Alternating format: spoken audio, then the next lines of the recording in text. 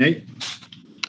We all know the process now. We sing a hymn or waiata, and it'll be Te Aroha. We just sing one verse of that, and then I will do our krakia, our opening krakia, and after that we'll do our mihi whakatau. So come on, Helen, you and I sing it. All right. Te Aroha, te whakapono, te rangima, e ta ta ta te. Let us pray. E te kaihanga e te wāhi ngaro. E mihi ana mo te hā o te koutou oranga. Kia kotahi ai o mā te whakaro I runga I te tū tea. Kia uai hoki tātou ki te tika me te pono I runga I tau ingoa tapu haumi e, hui e, tai e. Kia ora everyone. Kia ora.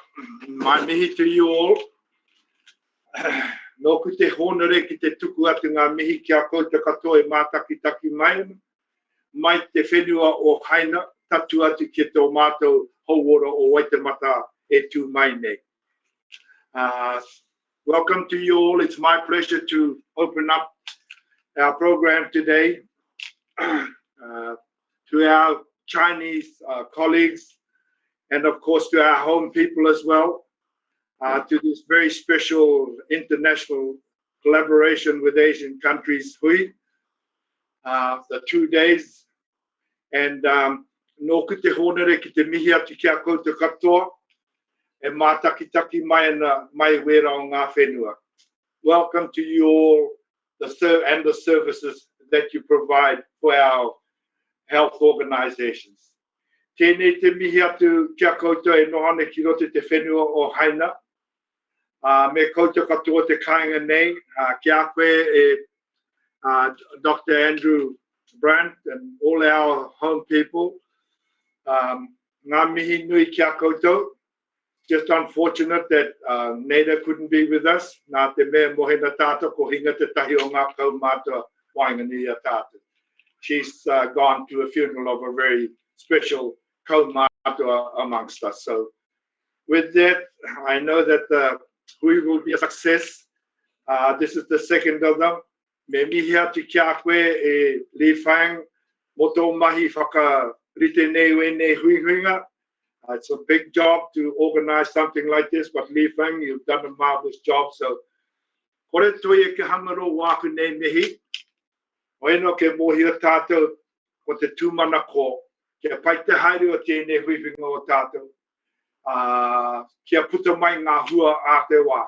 That we'll have a good hui, and hopefully from this week, we will see the fruits of our sitting together and talking together after a while. So with that, me mihi atu ki rātou ko mene ki te pō. To those who have passed on, all your families or friends in your country in China, and of course to ours here, we mihi to those people. Haere koutou, haere koutou, haere koutou. Moi mai koutou I roti ngā ringa ata whai o tō tātou ariki. E moi, e moi, e moi. And with that, I finish here, and I just wish you all the best for your hui, for the next 3 or 4 hours. Mā te runga rawa, koutou katoa, tātou katoa, e manaki e tiaki, and I'll be back to close at about 5:30. So with that, I hand it back to you, Li Fang, and to the for your fellows for your lot to facilitate. And with that, kia ora mai no tātou, kia ora koutou katoa. And we'll just sing our waiata once more. Yeah. Te aroha, E whakapono, e te rangimari e tātou tātou e. Arira, tēnā koutou, kia ora mai no tātou. Kia ora. Yeah. Thanks very much, Kumatwa. Thank you for your wonderful meeting to this forum. It's really my pleasure and privilege to have Deputy CEO Dr. Andrew Brandt to talk to us. So Andrew is also the former Chief Medical Officer of DHB. I'm sure he also play a very important role in the new health system. So welcome, Andrew. Thank you, Kira Matua Fraser. Kia ora, Andrew. Latina Kato Katoa, Da Jia Hao, and welcome everyone to this forum. It is a real privilege to be able to welcome you here. And look, I am just incredibly impressed that we've all been able to get together, having under the circumstances that have happened with COVID and all the changes, and we've kept going. And I think it's a real testament to the people in the room and the commitment that we've all had together to progress this very important work. I mean, this international Asian collaboration is important. It's really important for us to build our links together as health communities, really looking after our health of our communities. So look, I want to welcome people from all around Aotearoa, as well as from China and Singapore. And so it's just fantastic to see you all here. And look, the program is incredibly interesting. I mean, if you look at the diversity of it, I mean, it is obviously we're focusing initially on technology, artificial intelligence, and it's you know, this is an area of medicine. There is so much massive potential, and particularly our Asian colleagues have so much to teach us and learn, and a lot of advancements have had there. And you know, we're just very grateful that we have this ability to collaborate. And not only that, we've got discussions around COVID. It's been an incredibly trying time, but there's been an unbelievable response from a number of Asian colleagues.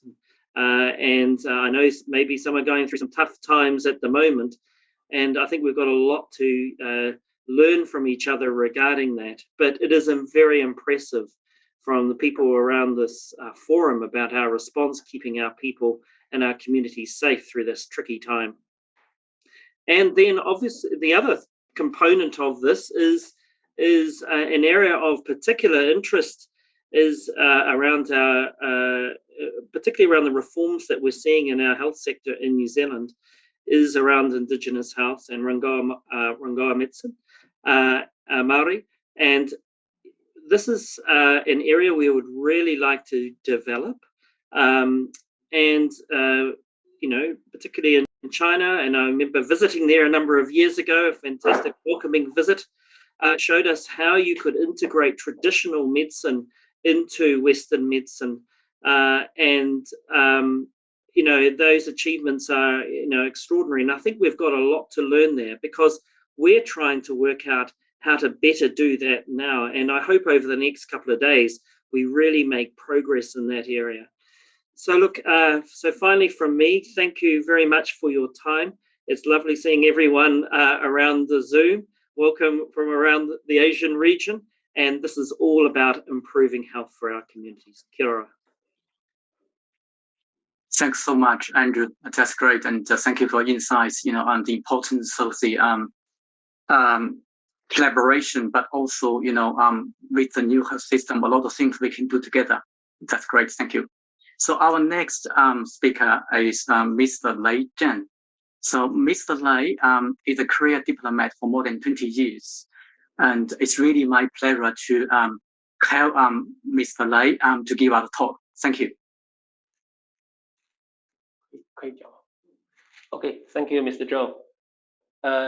Dr. Andrew Brandt, the Deputy CEO, Waitemata DHB, Mr. Alistair Crozier, Executive Director, New Zealand China Council, Mr. Michael Derriere, Group Manager of National Digital Service, and Chief Technology Officer, Ministry of Health, New Zealand, distinguished guests, ladies and gentlemen. Good afternoon. It gave me great pleasure to attend the second Health Forum on International Collaboration with Asian Countries. Thank you to the organizer, Auckland Waitemata District Health Board, for inviting me. On behalf of the Chinese Consulate General in Auckland, I would like to express my sincere gratitude to friends from all walks of life who have long supported and promoted China-New Zealand health exchanges and cooperation. This year marks the 50th anniversary of the diplomatic relations between China and New Zealand. Over the past 50 years, in the spirit of the pioneering, mutual benefit, and win-win cooperation, China-New Zealand comprehensive strategic partnership has made significant progress, bringing tangible benefits to the two peoples. One of the recent highlights is that the protocol to upgrade the China-New Zealand Free Trade Agreement came into force on April 7, creating new opportunities for opening up and win-win cooperation between the two countries, and injecting new impetus into the building of the Asia-Pacific Free Trade Area and the recovery and development of the world economy. In recent years, bilateral exchanges and cooperation in the field of health have been strengthened. Last November, traditional Chinese medicine, TCM, was recognized in New Zealand by legislation, which has not only brought benefits to the two peoples and improved the health of Kiwis, but also play a positive role in promoting the development of China-New Zealand relations. Since the outbreak of the COVID-19 epidemic, local governments and non-governmental organizations of two countries have provided valuable support to each other, which has written a story of the Chinese and the Kiwis working together in times of the difficulty. The once-in-a-century COVID-19 pandemic continues to ravage the world, and the virus keeps mutating. China was the first country to report the COVID-19 outbreak. In the process of fighting the epidemic, China has taken a science-based and effective role of epidemic response that suits its national conditions and enjoying public support. Ideologically, we have remained committed to putting the people and their lives first. Strategically, we have adhered to the prevention of both imported cases and domestic rebound, and follow a dynamic zero-COVID policy. We have been constantly fine-tuning our response measures in light of the evolving situation. Dynamic zero-COVID is a general policy for COVID-19 prevention and control in China. It refers to the integration of the comprehensive prevention and control measures taken when local cases occur in the current situation, so as to quickly suppress the epidemic. In other words, dynamic means not pursuing absolute zero infection, and zero clearance means keeping the bottom line of no large-scale rebound of the epidemic. In terms of the actual results, major strategic achievements have been made in our COVID-19 response. First, we have maximized the protection of people's lives and health. According to a paper published by Lancet in last March, the global excess death rate during the pandemic was estimated at 18.2 million, or 120.3 deaths per 100,000 people, while China's excess death rate is just 0.6 per 100,000 people. Second, we have minimized the impact of the epidemic on economic and social development. China became the first major economy in the world to achieve the positive economic growth in the year 2020. In the 2021, China's GDP grew by 8.1% year-on-year. In the first 4 months of this year, the total volume of the import and export grew by 11.2%, and the paid-in foreign investment by 20.5% year-on-year, which serves as a clear indication that China continues to open wider to the world. Third, we have effectively prevented the spread of the epidemic to other countries. Fourth, we have made every effort to make sure the stability and smooth flow of the global industrial and supply chains. It's groundless to say that China's epidemic prevention and control is affecting the global industrial and supply chains and dragging down the world economy. Since the end of the last February, the epidemic of the Omicron variant strain with significantly enhanced transmissibility and concealment has caused outbreaks in many places in China, especially in Shanghai, which has drawn much attention. China has withstood the most challenging COVID-19 response test since the year 2020. Thanks to the concerted efforts of the whole country, the epidemic had been brought under control in Shanghai, and the work and the production had been resumed since May 16, that means 10 days ago. As the Chinese saying goes, you never know until you wear your shoes. Dynamic zero COVID policy is the best choice for China's epidemic response strategy with a minimum social cost and a maximum social effect.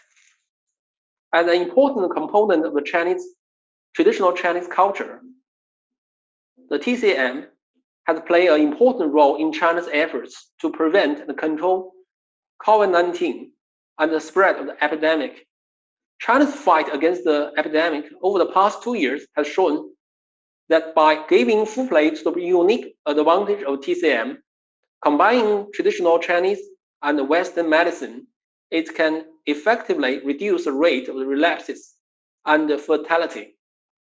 On March 31st, the World Health Organization released the report of the WHO expert review on traditional Chinese medicine against the COVID-19, which clearly affirmed the effectiveness and the safety of the TCM in treating the COVID-19, and encouraged WHO member states to consider the possibility of using TCM for COVID-19 treatment within their healthcare system and regulatory frameworks.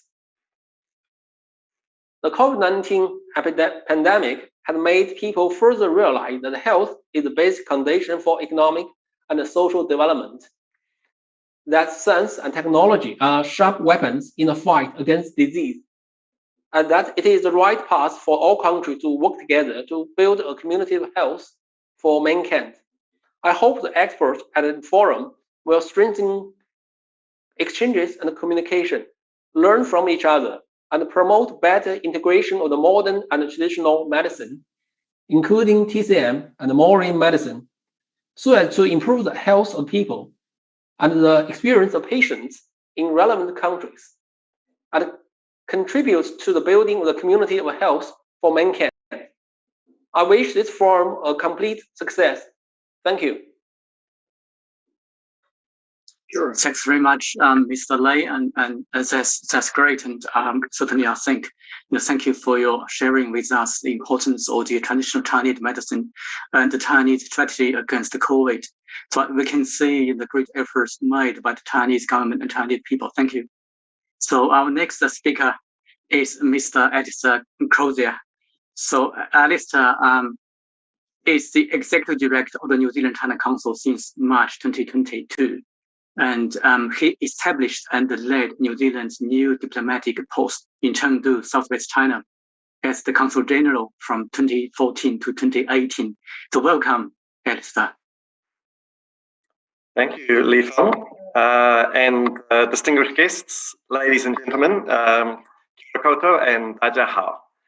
It's a pleasure to represent the New Zealand China Council at today's forum. And unlike the other speakers in this session, I'm not a medical expert, but I'm looking forward to learning a lot over the next 2 days. And I hope I can provide in my comments some broader context about the New Zealand-China relationship for the discussions that will follow. The other thing I'd like to say at the start is that I'm not likely to use my full allocation of 20 minutes for my comments, but in my experience, always the presentation is a bit shorter than expected rather than longer. So for those of you who may not know our council, we are a New Zealand organisation that is a peak body in the New Zealand-China relationship. Our members are leaders in business, iwi, government agencies, education, the creative sector, and the Chinese community in New Zealand. We're a forum for the exchange of on the relationship between the public and private sector, and we contribute innovative research, projects, and public education about aspects of New Zealand's relationship with China. We do this work because China is and is expected to remain one of New Zealand's most important bilateral partners. Because of this, we believe we need as many different voices and perspectives on the relationship as possible to help maintain and advance it. This year, our two countries mark 50 years of diplomatic relations between us, and the relationship has evolved dramatically over that time. New Zealanders often view this evolution through an economic lens, and a very easy example, when the New Zealand-China Free Trade Agreement came into force in 2008, our two-way trade totaled 9 billion New Zealand dollars, and just 13 years later, in 2021, this has climbed to 37.7 billion New Zealand dollars. And New Zealand now exports a much wider range of goods and services to China as part of that. Last year, New Zealand goods exports to China comprised 32.7% of our global goods exports. And as some of our other key markets dipped due to the pandemic, it's not an exaggeration to say that our trade with China played an important role to help the New Zealand economy make it through the COVID period. As Deputy Consul General Lay has also just noted, our two countries have just upgraded our free trade agreement this year with new areas like e-commerce and environment and trade now also covered for the first time. This shows that our two countries continue to value our economic relationship as it evolves in new directions. Before COVID, China was also our largest source of international students and our second largest source of international tourists. So the New Zealand government has recently announced the full opening of our border again to all international visitors from 31 July. And we're really looking forward to welcoming Chinese visitors back to our country. Although we do acknowledge that China will also need to open up its borders for this to be as free-flowing in both directions as it was before. But we know that time will come. New Zealanders are also watching China continue to emerge as an increasingly influential country in our region and globally. As you all know, this has led to some increased regional strategic competition and a changing geopolitical landscape. Many New Zealanders are also focused on issues like human rights, and we have to be honest with each other. No relationships are 100% perfect. In some areas, our two governments acknowledge that they have differences, which they're working to manage. This situation sometimes leads to mixed perceptions about China in New Zealand. Recent research by the Asia-New Zealand Foundation revealed that in 2020, 31% of New Zealanders surveyed thought China was friendly towards New Zealand, and 36% thought China was threatening. These mixed perceptions are a current reality in New Zealand that we cannot ignore, whether we agree with them or not. And that's why our council sometimes speaks about them. But our council also believes that there's a huge risk that if we only view China and New Zealand's relationship with China from one perspective, we will miss many other opportunities to benefit from the relationship, when actually we have a very wide-ranging and successful relationship with many interests that we need to balance. So as we sometimes say in English, we shouldn't make the mistake of throwing the baby out with the bathwater. Last year, our Prime Minister, Jacinda Ardern, said that our relationship does not have to be defined by our differences. And our Minister of Foreign Affairs, the Honourable Nanaia Mahuta, has used the analogy of a dragon and a taniwha, a dragon-like spirit in our Māori culture, if you're not from New Zealand, to describe the relationship between New Zealand and China. The minister said she sees the taniwha and the dragon as symbols of the strength of our respective customs and traditions and values that aren't always the same, but need to be maintained and respected.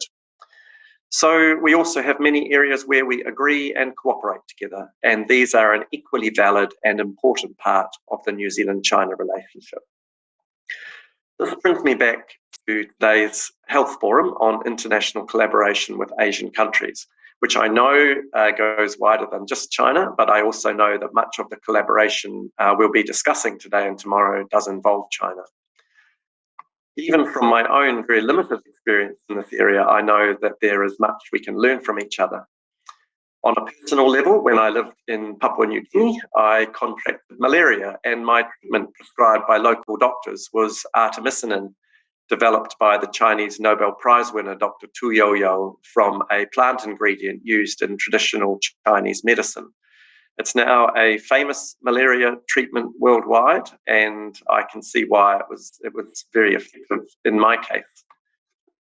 Later, when I lived in southwest China, New Zealand medical research had some very successful collaboration with partners in a city called Chongqing to conduct patient research on a much larger scale than was possible in New Zealand.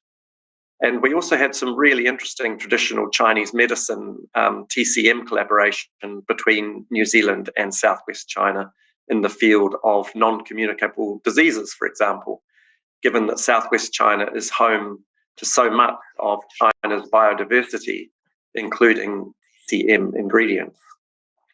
These are just my small snapshots, and today I understand we'll hear about other very interesting collaboration underway in different areas of medical research and health service delivery and cross-cultural experience sharing. And as I said, I'm looking forward to learning a lot. I'd like to acknowledge the hard work that has gone into these projects within the Waitemata DHB and other New Zealand partners, and in China and other parts of Asia.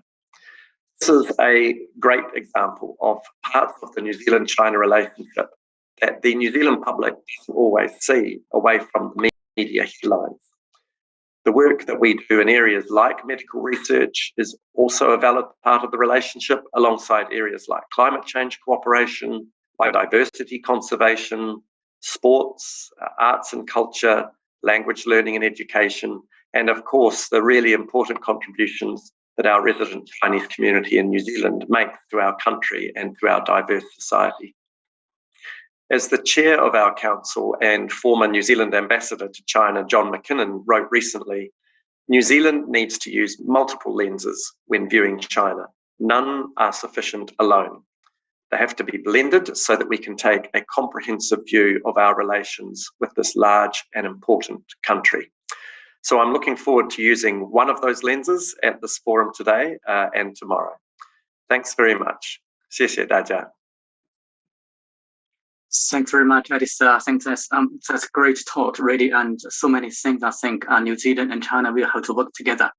And I really appreciate you have had a very good understanding. Certainly your job, between the two countries in collaboration in medical area, including TCM, and that's great. So I do have some comments here from some of our attendees.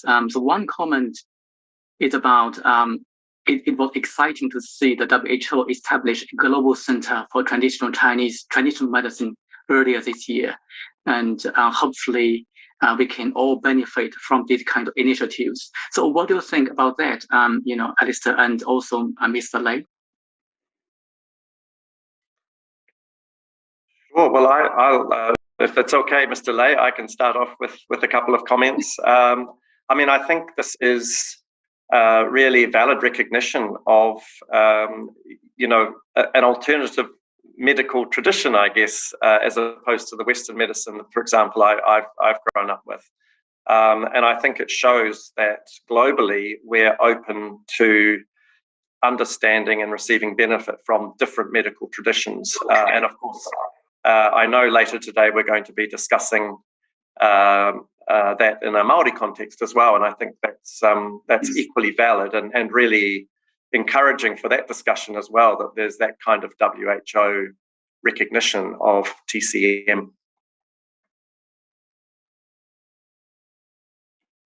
Mr. Lei?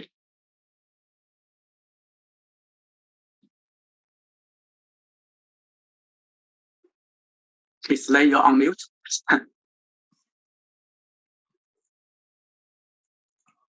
Oh, thank you, Mr. Zhou and Dr. Zhou. And it's very important and to combine the traditional medicine and the Western medicine and modern medicine, because both are the treasures of the human civilization. So that the TCM is long developed in the past 1,000 years, and there is a very special and effective when dealing with some infectious disease. And modern medicine, just as the vaccine and was developed, so that we think it's very important. And combining the two different types of the medicines and will help to deal with this COVID-19, I think will be improve the people's health and the experience of the patient. Thank you.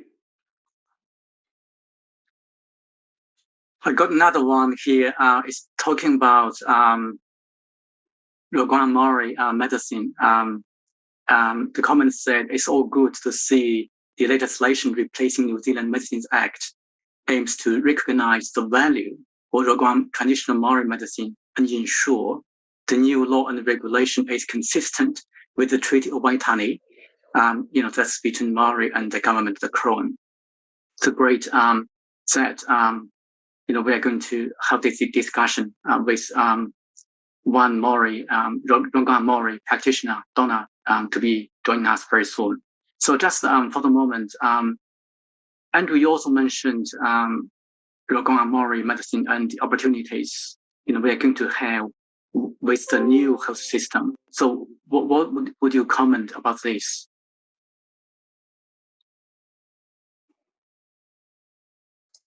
Well, a key part of the new health system is that we have the Maori Health Authority, along with the New Zealand Health. And how that is looking in practice is that there'll be a partnership at all levels of policy and implementation of health right through the sector. And you see that now in proposed models, not just at that level, but at regional and in the district level. What I think that, and also when you look at the different strands of the health reform, maybe in primary care, maybe it could be in infrastructure, digital. Each of those will have a very strong Maori partnership all the way through.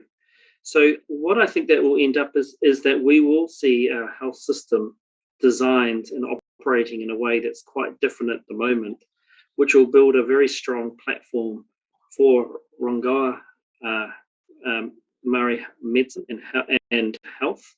And so I think having developed such a design of the health system like that, I think it's going to, the influence of that will be all the way, we'll see all the way through the system.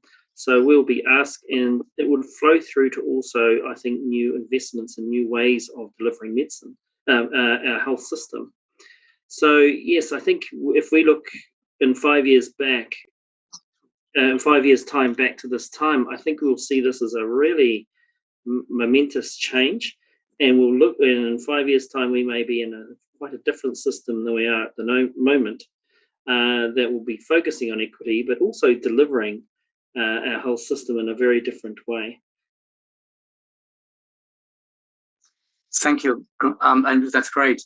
So I think we just move on to our next speaker. We got Michael Dreer, but Michael doesn't seem to be available for the moment. So we will just move on to Professor Liu Jue. So Professor Liu is a professor at the School of Public Health, Peking University. And also because of the COVID, I think you should know that there is outbreak of COVID in Beijing, and a lot of people, health professionals, are working very hard to control it. And Professor Liu is one of them. So I'm going to actually share private news video now.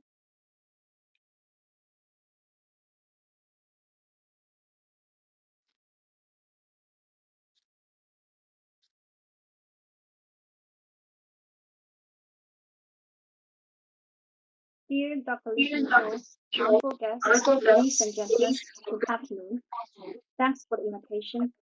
It's my great pleasure to attend the second Health Forum on International Cooperation with Asian Countries. I'm Jie Liu. I'm so sorry that because of outbreak of COVID-19 in Beijing these days, I cannot attend the forum on time. I have to record a video of my presentation in advance. Today, I would like to talk about strategy for and insights of the COVID-19 control in China. In the first part of the report, I'm going to begin with the situation concerning global COVID-19 pandemic, and then discuss in more details on the strategy for the COVID-19 control in China. And the last part is the insights of COVID-19 control. As for the global COVID-19 pandemic, in this slide, we can find that as of May 2022, there have been more than 521 million confirmed cases, with more than 6 million deaths.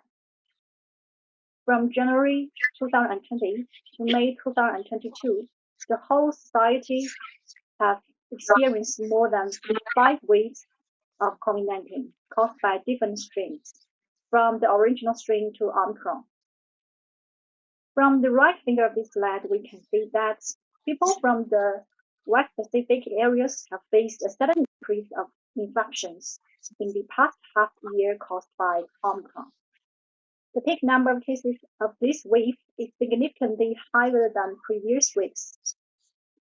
Similar with the global situation of the left finger. The endemic curves of COVID-19 are different among different areas and countries. Thus, the governments have adopt country-specific prevention and control strategies based on their local COVID-19 situation, health resources, response capacity, and the final goals. Taking policy containment and health index, for example, this slide shows the distribution of containment and health index globally on May of the year 2022. Containment and health index is an index that measures the 13 policy responses indicators, including school closures, workplace closures, travel bans, testing policy, contact tracing, face coverings, and vaccine policy is scaled to a value from 0 to 100, and 100 equal to the strictest response. If policies vary at the subnational level, the index is shown as the response level of the strictest sub-region. From the right finger of this slide, we can find that China has a relatively higher containment and health index on the May 2022, which is above 80. The left finger in this slide shows the trends of the containment and health index in China from January 2020 to May 2022. The curves reflections with the epidemic situation. Sometimes the value is below 60. Sometimes it was above 80, with an average value of 70. In this slide, I use the figures from the website of Our World in Data. I compare the figures of the world, New Zealand and China. We can see that after New Zealand or China, the daily new confirmed COVID-19 cases per million people and daily new confirmed COVID-19 deaths per million people are both increased in the recent 5 months because of the spread of Omicron in the country.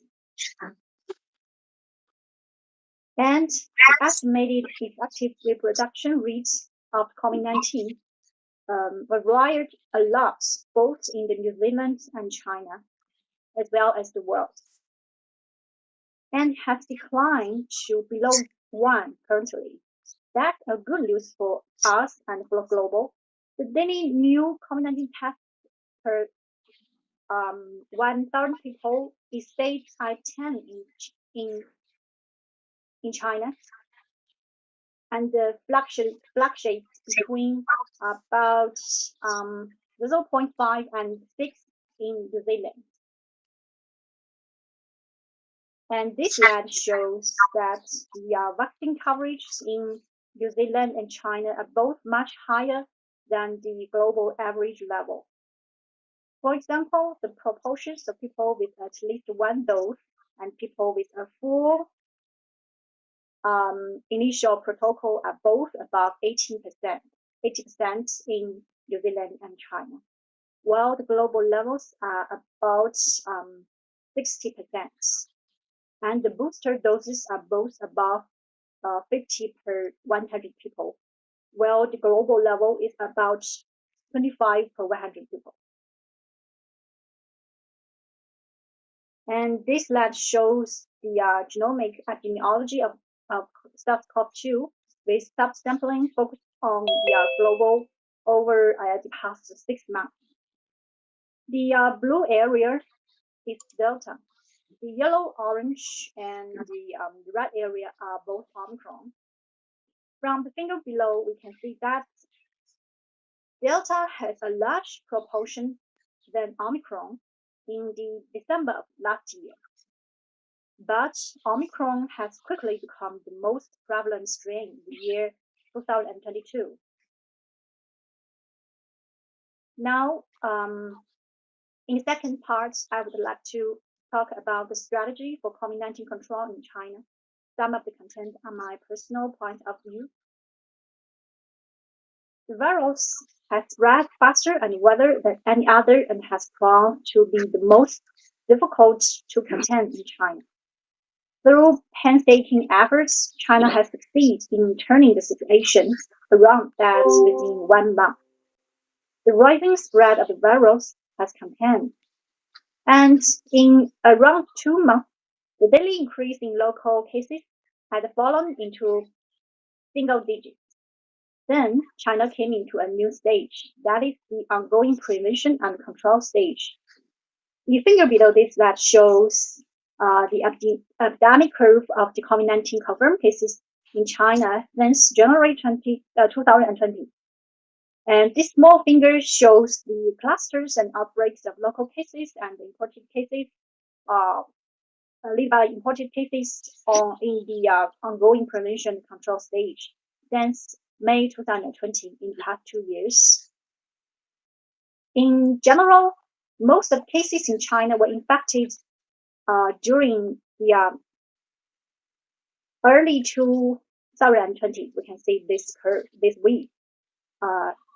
And as of May 21, 2022, the National Health Commission has received reports of about 0.2 million confirmed cases and about 5,222 total deaths in mainland China, with 169 newly confirmed cases and 3 newly confirmed cases on day May 21 and 2022. As I mentioned before, China came into a new stage since May 2020, when the newly confirmed local cases in the mainland China first dropped to single digits. That is the ongoing prevention and control stage. In general, China's fight against COVID-19 epidemic can be divided into 5 stages. Here is the 5 stages. Stage 1 is chief response to the public health emergency stage, which is between December 27, 2019 and January 19, 2020. Stage 2 is the initial progress in containing the viral stage, which is between January 20 and February 20 in the year 2020. Stage 3 is newly confirmed local cases on the China mainland drop to single-digit stage, which is between February 21 and March 17 in the year 2020. Stage 4 is the Wuhan and Hubei initial victory with a critical battle stage, which is between March 18 and April 28 in the year 2020. Stage 5, here is stage 5, it is the ongoing prevention and control stage. And in the four stage, from stage 1 to stage 4, the containment strategy was used in China.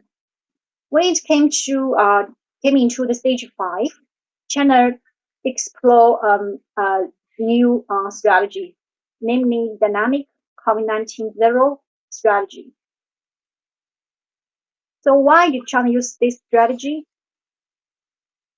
Because in stage 5, China has faced more than 50 clusters of COVID-19, mostly caused by the imported COVID-19 cases or cold chain goods, and infected area is limited in one or several regions. So we try to curb each cluster before the virus widely spread.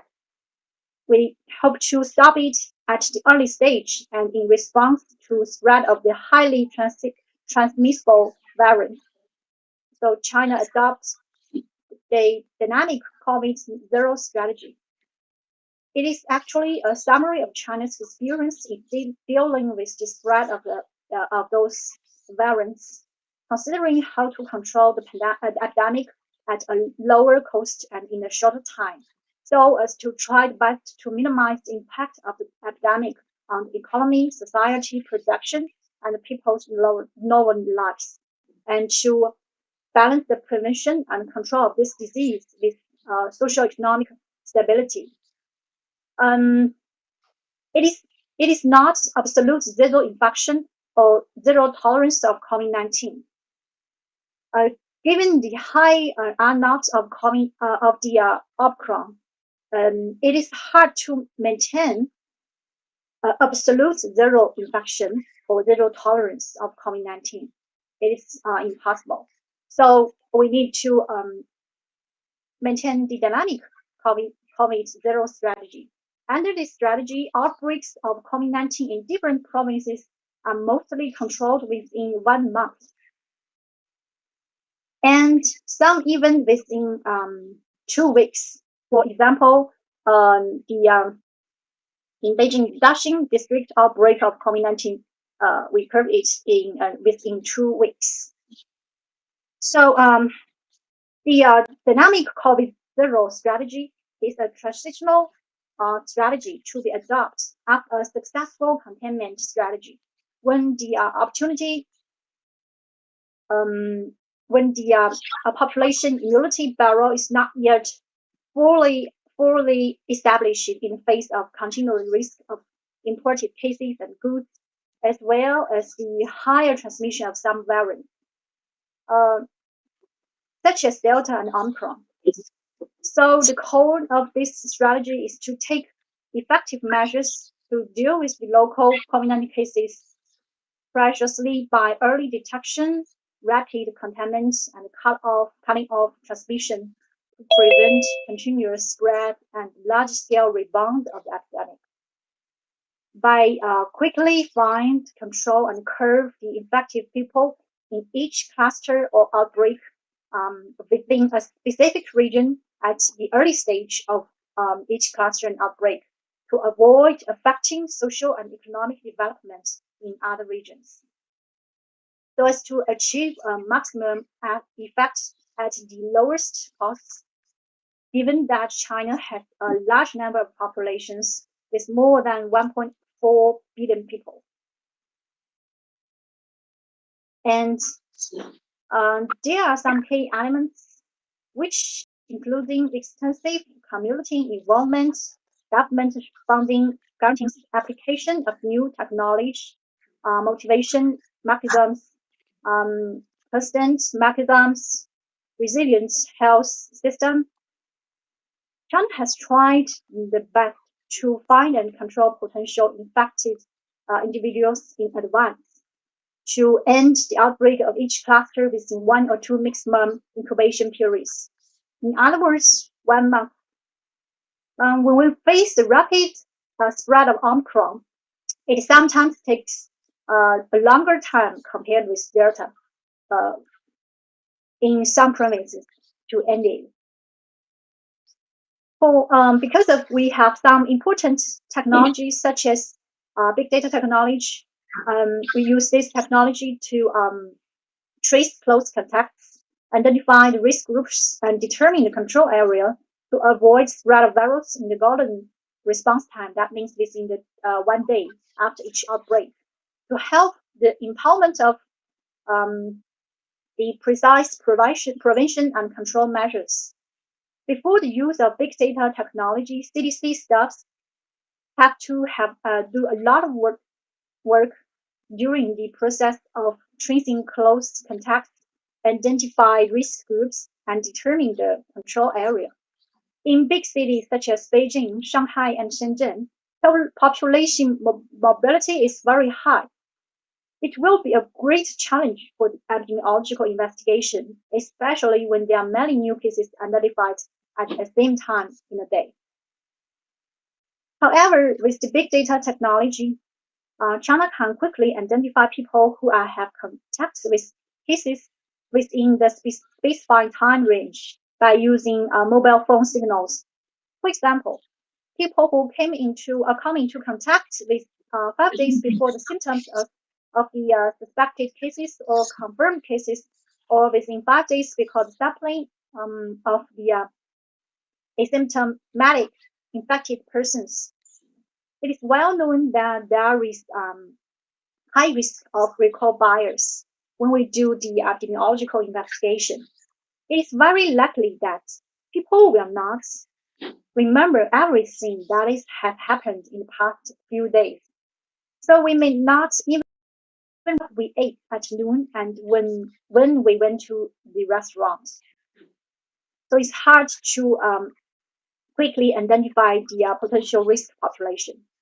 However, by big data technology and mobile GPS positioning, the recall bias can be effectively avoided. At the same time, it can also save a lot of manpower. Second, it is the use of nucleic acid testing and antigen detection technologies. Taking nucleic acid testing, for example, up to now, nearly 13,000 medical and health institutions in China can carry out this testing, and 153,000 professional technicians are engaged in the detection work. And the nucleic acid detection capacity has reached about 57 million tubes per day for a single tube in China. Overall, the whole nucleic acid detection capacity has been significantly improved during the past 2 years.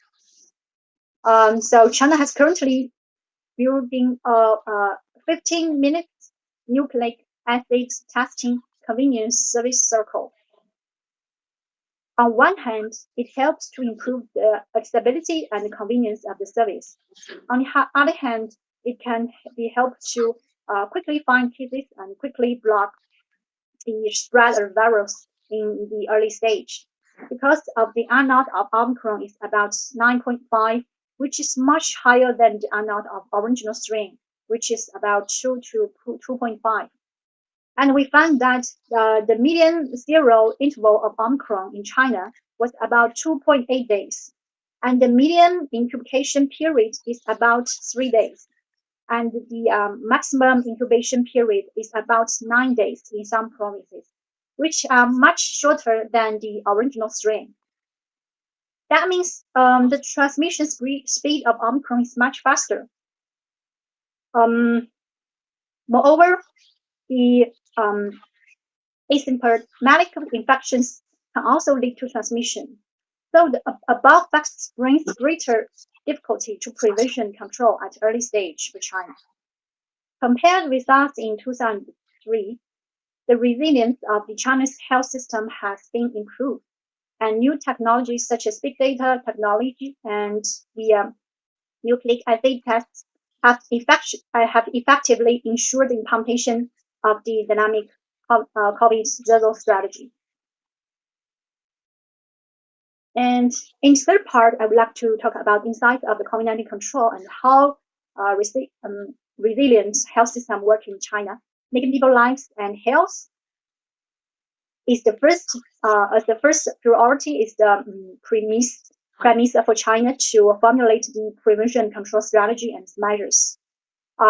With regard to the increased demand of health, building the healthy China has become China's national policy since 2016. So, as I mentioned before, science and technology underpin China's efforts on combating with COVID-19. Besides that, centralized and efficient combined attack prevention and control system involving all sectors of society, all out in effort to treat patients and save lives and release information in an open and transparent manner is as required by law, make the well coordinated prevention, control, and treatment on COVID-19 in China.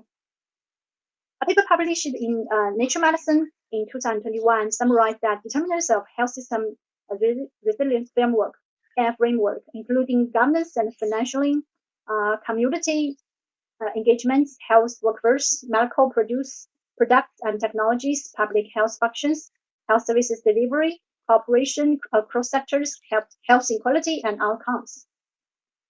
The authors analyzed the national response to COVID-19 by literature review, semi-structured interviews, and national government submissions, in-depth case studies, expert validation of country-specific data, and expert validation through redoundable discussions. I can see that China and New Zealand were all included in this study because of the time limit. I will introduce some key messages about China. From this slide, we can see that the examples of governance and financial approaches. Governance approach is the sub-domain. China has established up-down governance structures to reach across all levels within government and created a whole government approach. The Council established a joint prevention and control mechanism. It is a platform for communication, cooperation, and mobilization of resources between the different ministries and departments. It consists of work groups responsible for COVID-19 control, medical treatment, research, education, logistics, and frontline workers. At local levels, emergency response leading groups headed by local government leaders were established in provinces, cities, and counties across the country. The local emergency response leading groups are responsible for the implementation of central government's policies and control strategies, thus forming a top-down system. Another subdomain of government financial approach is cooperating with scientific advice. It is very important for the decision. In February 2020, the expert panel of COVID-19 was formed, National Commission of China, which included a broader and more advanced groups of the experts, such as experts in economics, communication, and law than previous committees formed in January 2020. This group comprised about 60 members and holds meetings within subgroups as need, makes daily reports to National Health Commission of China, and has weekly contact with governments. All the announced measures have support with the suggestions of the scientists. Cost of the COVID-19 treatment services is also one of the subdomains of governance and the financial approaches. The government covers all COVID-19 costs for all the patients, including the domestic migrants. A payment structure is that part of its wartime governance. And community engagement approaches is also very important. The implementation of prevention and control measures is inseparable from support and cooperation of all the public. At the community level, community workers, volunteers, community health service providers, security personnel, and community policies form a comprehensive team to ensure the prevention and control of the COVID-19 in the community and in the community, and the need to meet the needs of the basic life and medical and health services of the people. Moreover, telemedicine ensures the medical needs during the period of strict control. As for the health service delivery approach, there are many subdomains, such as construction of new treatment facilities, converting large public facilities into treatment facilities, such as functional hospitals, to delivery respiratory care services and increase the usage of digital health technologies for regular consultations. This slide shows the examples of health workforce approaches in China.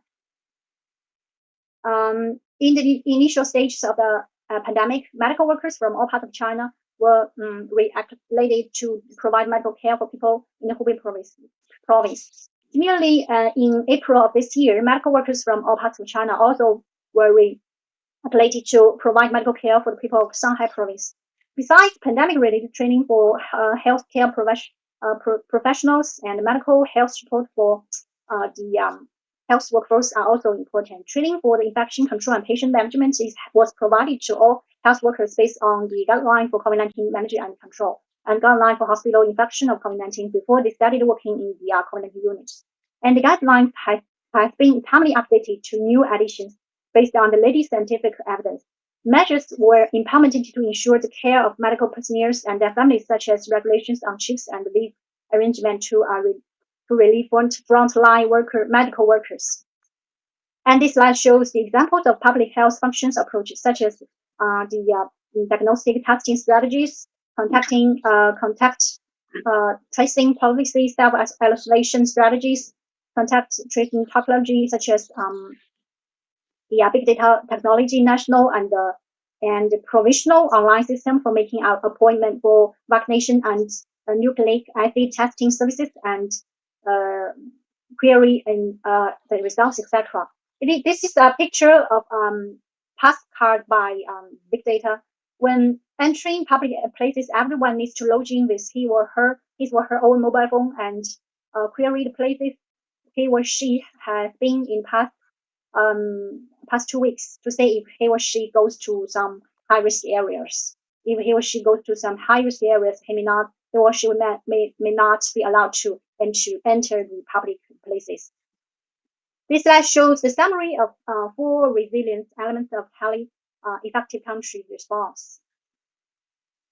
In this slide, I shows why we need to hold on the dynamic COVID-0 strategy, because it helps us to gain a precious time window for the future. Currently, Omicron spread quickly and is harmful to whom has breathed. Given its shorter incubation period, stronger transmissibility, shorter serial interval, and immune escape, and relative high proportion of the asymptomatic infections, also the total vaccine coverage in the mainland China is high. But the 2-dose or booster vaccine rate of the elderly and children is relatively low compared with the adults. Thus, the dynamic COVID-0 strategy is still required in China. This strategy is in line with China's national conditions currently. Given the large population unbalance, the regional development, and insufficient total medicine resources compared with the large population, we face the risk of serious runs of medical and health resources if we stop dynamic COVID-0 strategy now. The health of many patients with chronic disease, the elderly, children, and pregnant women will be threatened, and the study of economy and society development will also be affected. As I mentioned before, the dynamic COVID-0 strategy adopted by China has won a precious time window for the future. On one hand, it is important to make coordinated efforts to control the outbreak at early stage, including control of the at-risk populations, detections, epidemiological investigation, transport, isolation, treatment, ensuring life and medical needs, and other aspects. On the other hand, it is also important to seize this opportunity to speed up research and development of specific drugs and vaccines, accelerate the 2 or 3 doses of vaccination of the population, especially for the elderly and children, and strengthen the preparedness and of the resources for the future, to finally defend the virus at the minimal cost in China. As I mentioned at the beginning of this presentation, in general, governments adopt country-specific prevention and control strategies based on their own local COVID-19 situation, health resources, response capacity, and the final goals. No matter what kind of strategy a country takes, concerted, sustained efforts are needed to end this COVID-19 pandemic globally. Thank you so much. Thank you for invitation.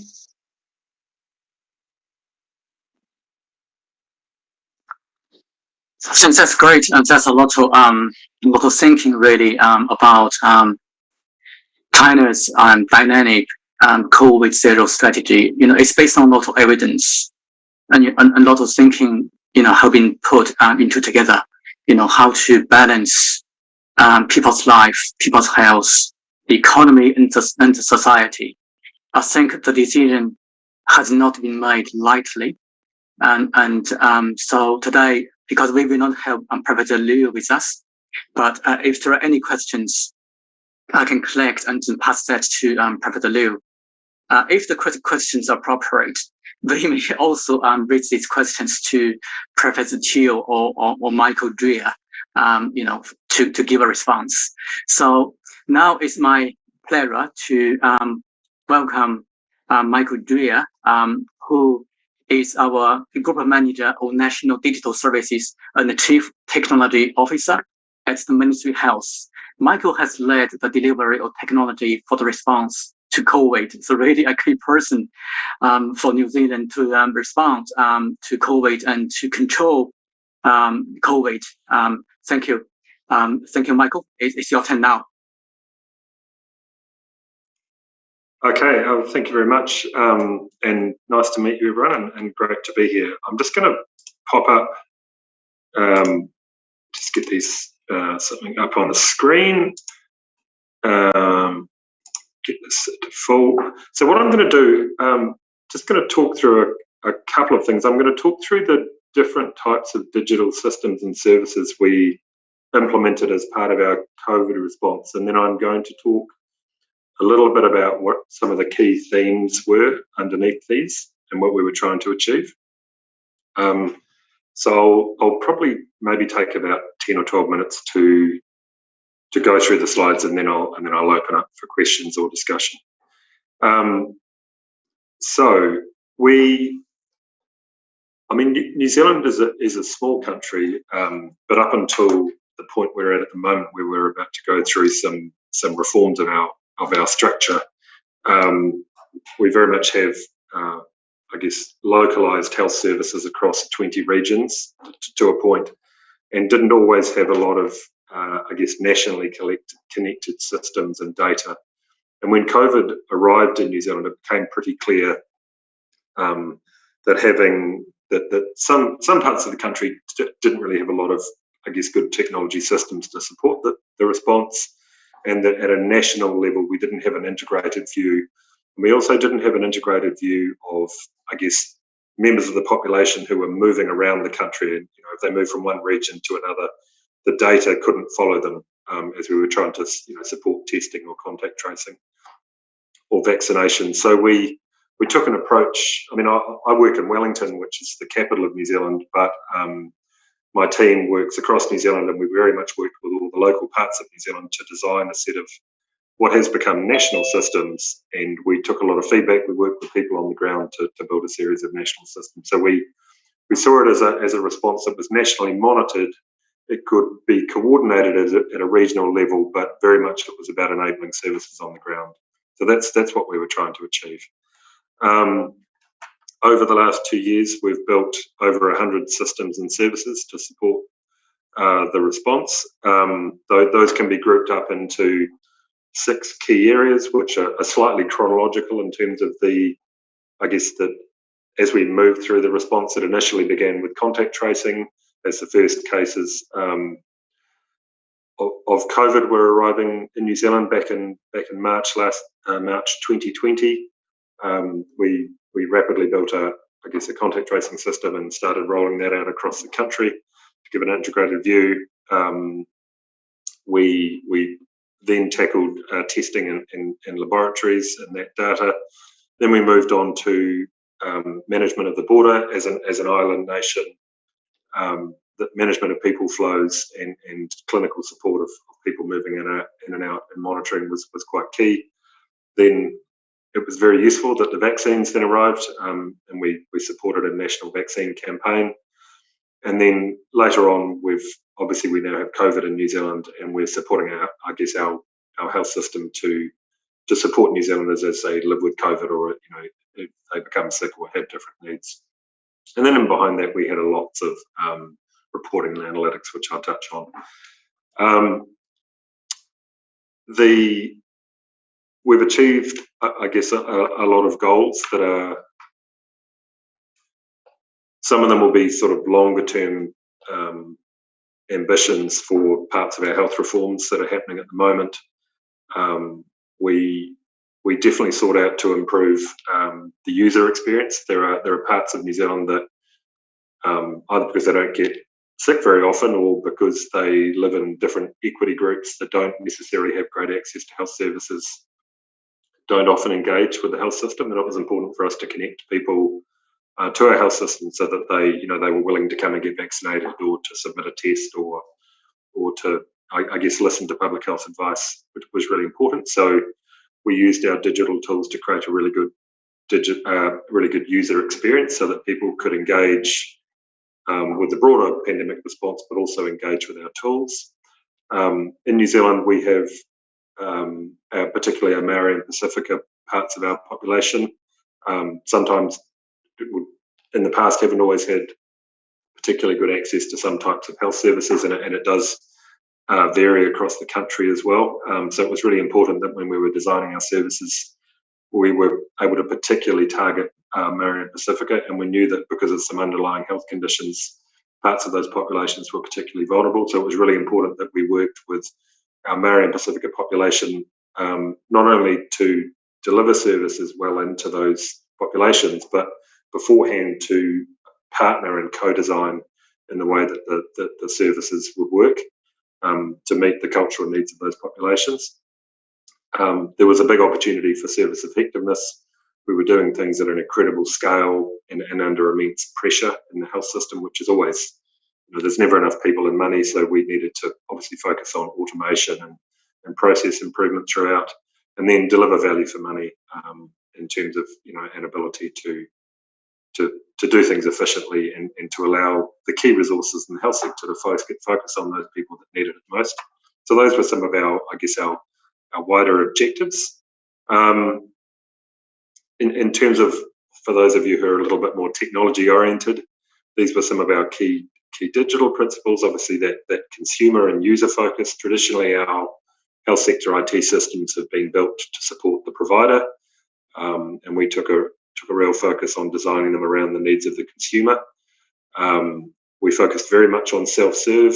For anyone we could get to engage with us digitally, and they weren't, instead of calling the call centre or speaking to a doctor or going to a hospital, if anyone was going to engage via the web, where appropriate, that was going to save a lot of time and money.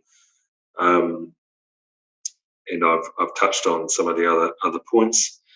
The last two are quite key. We definitely, some of our solutions when initially delivered didn't really meet the needs of the provider or the consumer, but we got them out the door, we got them in the hands of users, and then we worked to rapidly take feedback. And what was quite important is that, from the start, we decided, rather than building on specialist clinical systems, which are not particularly adaptable at times and don't really integrate, we ended up delivering a lot of our response on I guess, large-scale public cloud platforms, use of Azure and AWS and Salesforce, and some of these powerful tools you hear about. And we were able to integrate some clinical systems into them, but they really provided the glue that hung it all together. And our teams were able to work very, very fast and rapidly iterate as we got feedback, or as the pandemic changed. So what did we build? We built a contact tracing solution.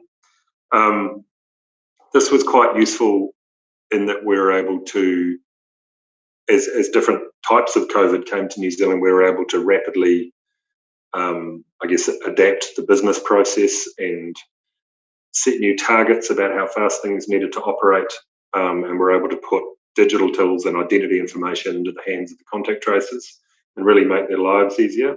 And then later on, we were actually able to, we chose to, once COVID was in the country and we were no longer aiming for 100% quality on contact tracing, we shifted that to more of a digital model and put it in the hands of the consumers to do their own contact tracing. So that was quite key, and that was really where it all started. We supported that contact tracing, given we were aiming for initially an elimination strategy, was quite, for long periods there, over a year, we were basically aiming to stamp out anything. We didn't want anything in the country,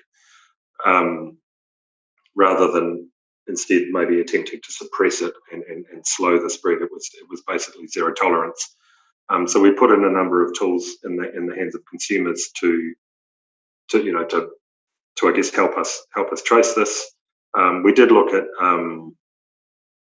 things like Bluetooth cards and some other types of digital services, but we ended up basically going for what we call a QR code system. You can see in the background there's a poster that was stuck on all the shops and schools and buildings had those unique posters with their location, and we gave consumers a scanning app, and we actually legislated and enforced the use of that, and that allowed the contact tracers to rapidly discover who'd necessarily been in a building or a place where there'd been COVID, and to rapidly trace and digitally connect with those people. And that was a very privacy-driven thing as well. We did make sure we were protecting the consumers, and within that we also used what was called the Apple-Google Bluetooth framework as well, so that phones were marrying up, and we could, in a digital fashion, understand who was connected to each other to support better contact tracing.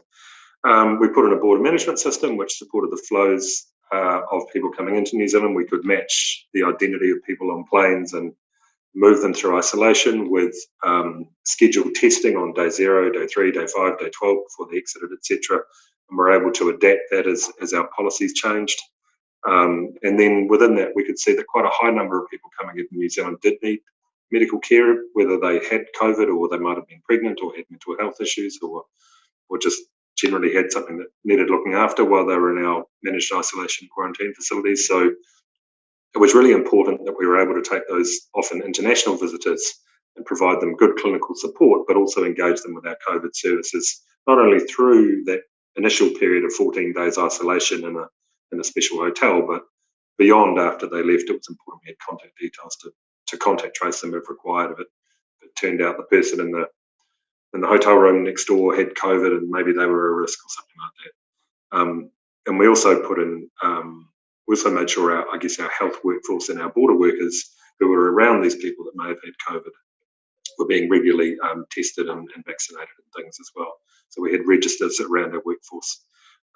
We automated testing and lab flows nationally, though those traditionally didn't always flow neatly and quickly to one place. And we also, this also allowed us to take our testing facilities for what we call the PCR testing out into the community. We were able to put it into shopping centre car parks and tents and things, and then rapidly get that data in real time at a national level and to support the response. And then we got into the vaccine program, and this is probably where we did most of our work.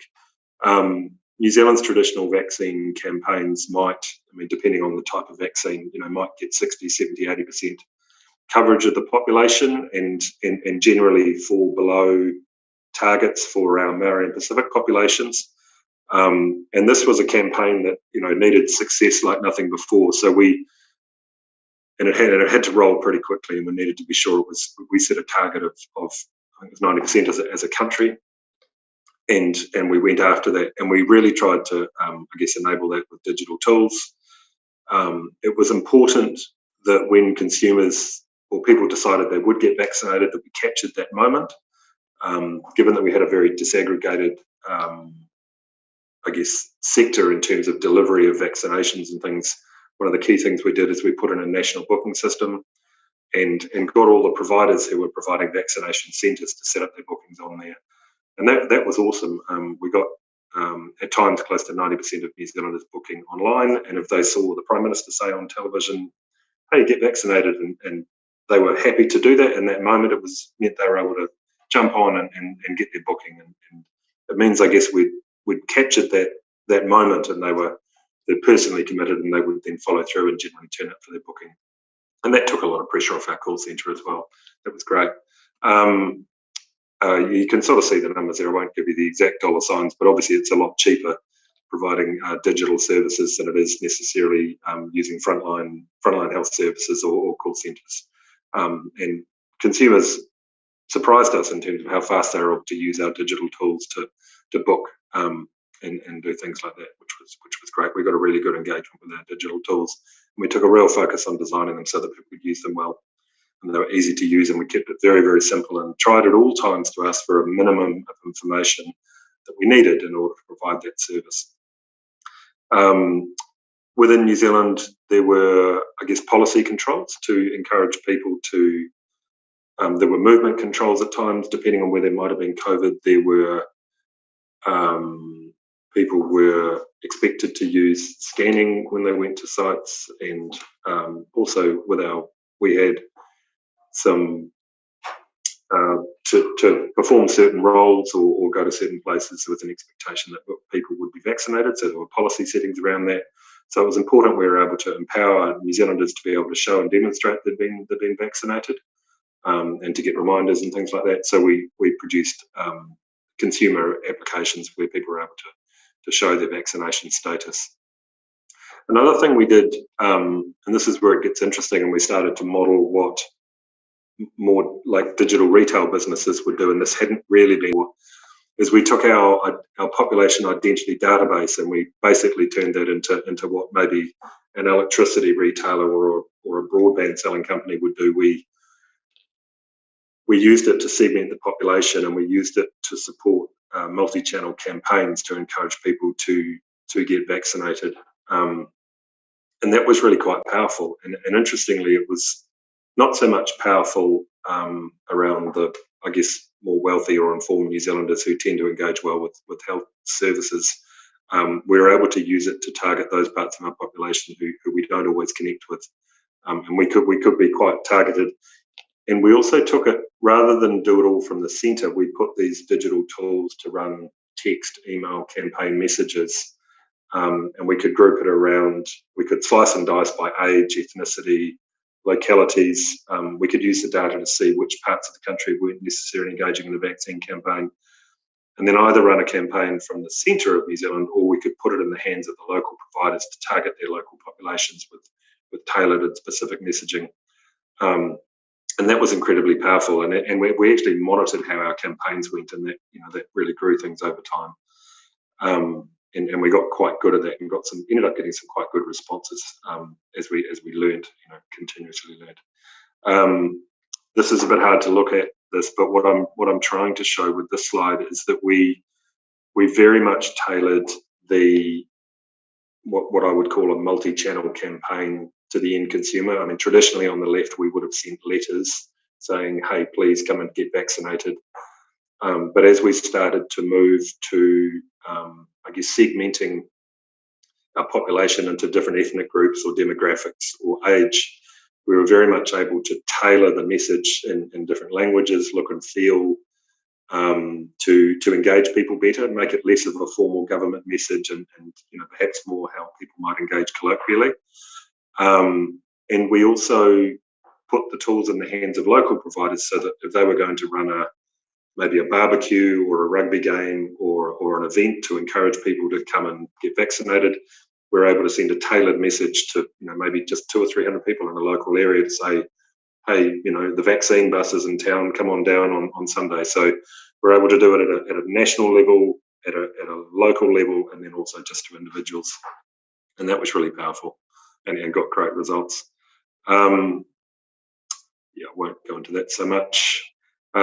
Because the vaccines were new, and obviously we had to focus on public trust and understand it, we did also have follow-up text messages that supported our adverse event monitoring and things like that. And then I guess the most recent play, once Omicron came into New Zealand, we moved to what I called earlier the suppression strategy, where we were I guess living with COVID, and trying to make sure that those people who were going to get really sick got the services they needed, but also trying to make sure that those other 80% of people that had COVID but didn't really need help, that we understood their needs and just knew about them. So we put in, I guess, an integrated digital service that was used via an app or on a website on a computer, where people submitted their RATS test result. They did online contact tracing around, for example, their household contacts, or has there been anywhere, any special places like maybe an aged care home or so, places of interest, as well as declaring details about their specific health needs, in case we didn't maybe have data around them having underlying needs or some immediate needs, as well as welfare needs. So we bundle those services up into a simple set of questions that could be completed online within about 10 or 15 minutes. And it's been great. We've got over 70% of New Zealanders with COVID have engaged through that channel, and that's taken massive pressure off our frontline services and been really quite effective. Obviously, we needed a digital login solution to be able to do that. But that's been really effective, and it's allowed us to focus our precious resources on the 30% of people that either didn't have access to digital or were high needs. And then, like it goes without saying, in behind all of this, we had an incredibly powerful amount of data, and that allowed us to do the science and analytics that inform policy and operational strategy, gave us the monitoring and performance both locally, but at a national level, we could see which regions weren't achieving goals and work with them to improve things. And then locally, the information was powerful so that they could support what was happening on the ground. And this gave us a lot of data. I mean, as you can tell, equity is really important in New Zealand, and made sure we were achieving results for our minority communities, as well as giving data to Maori and Pacific health providers so that they could go and target people as well. Just finishing off, the design of services is key. I think don't just build, think about the customer experience and do that service design up front.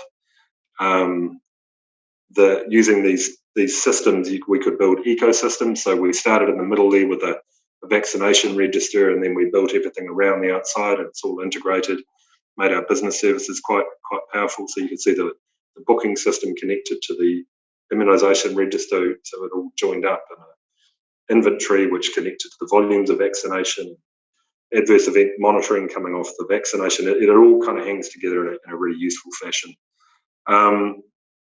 And then I touched on this earlier, when we delivered services, we didn't stop. We just continually iterated, and we were delivering for all our services either weekly or fortnightly updates and improvements based on feedback from users. So within a month or two, all these services were working really well. So I think that continuous engagement on the front line, and I had my staff working around the country having a look at what the evolving needs were so that we could continue to improve these systems. I think it's really important. And look, we didn't get everything right, but there's some good experience in here that we'll take forward for communicable disease management for New Zealand, so we're going to keep some of these assets after COVID. So I'll stop there.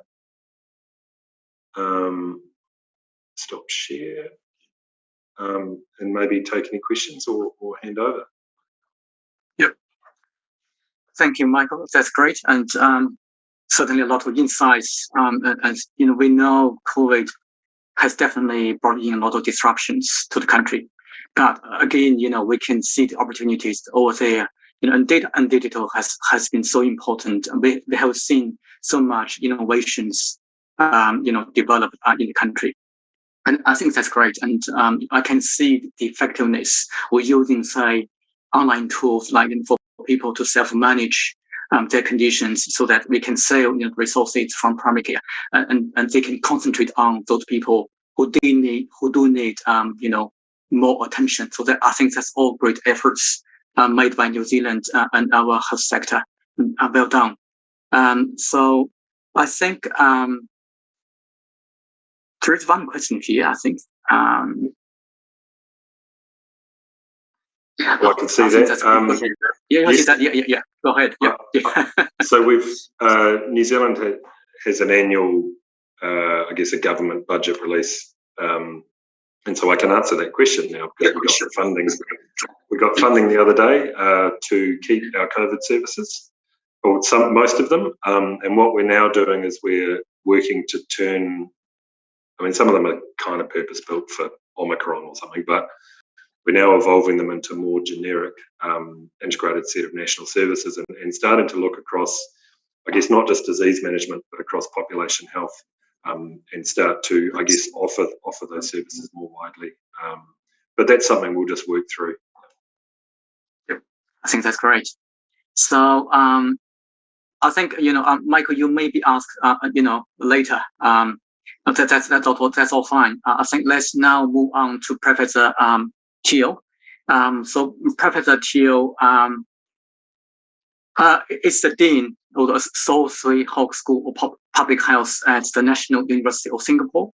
And Professor Teal is a well-known speaker, I think, across the world, not only in the Asia-Pacific region. And let's welcome Professor Teal.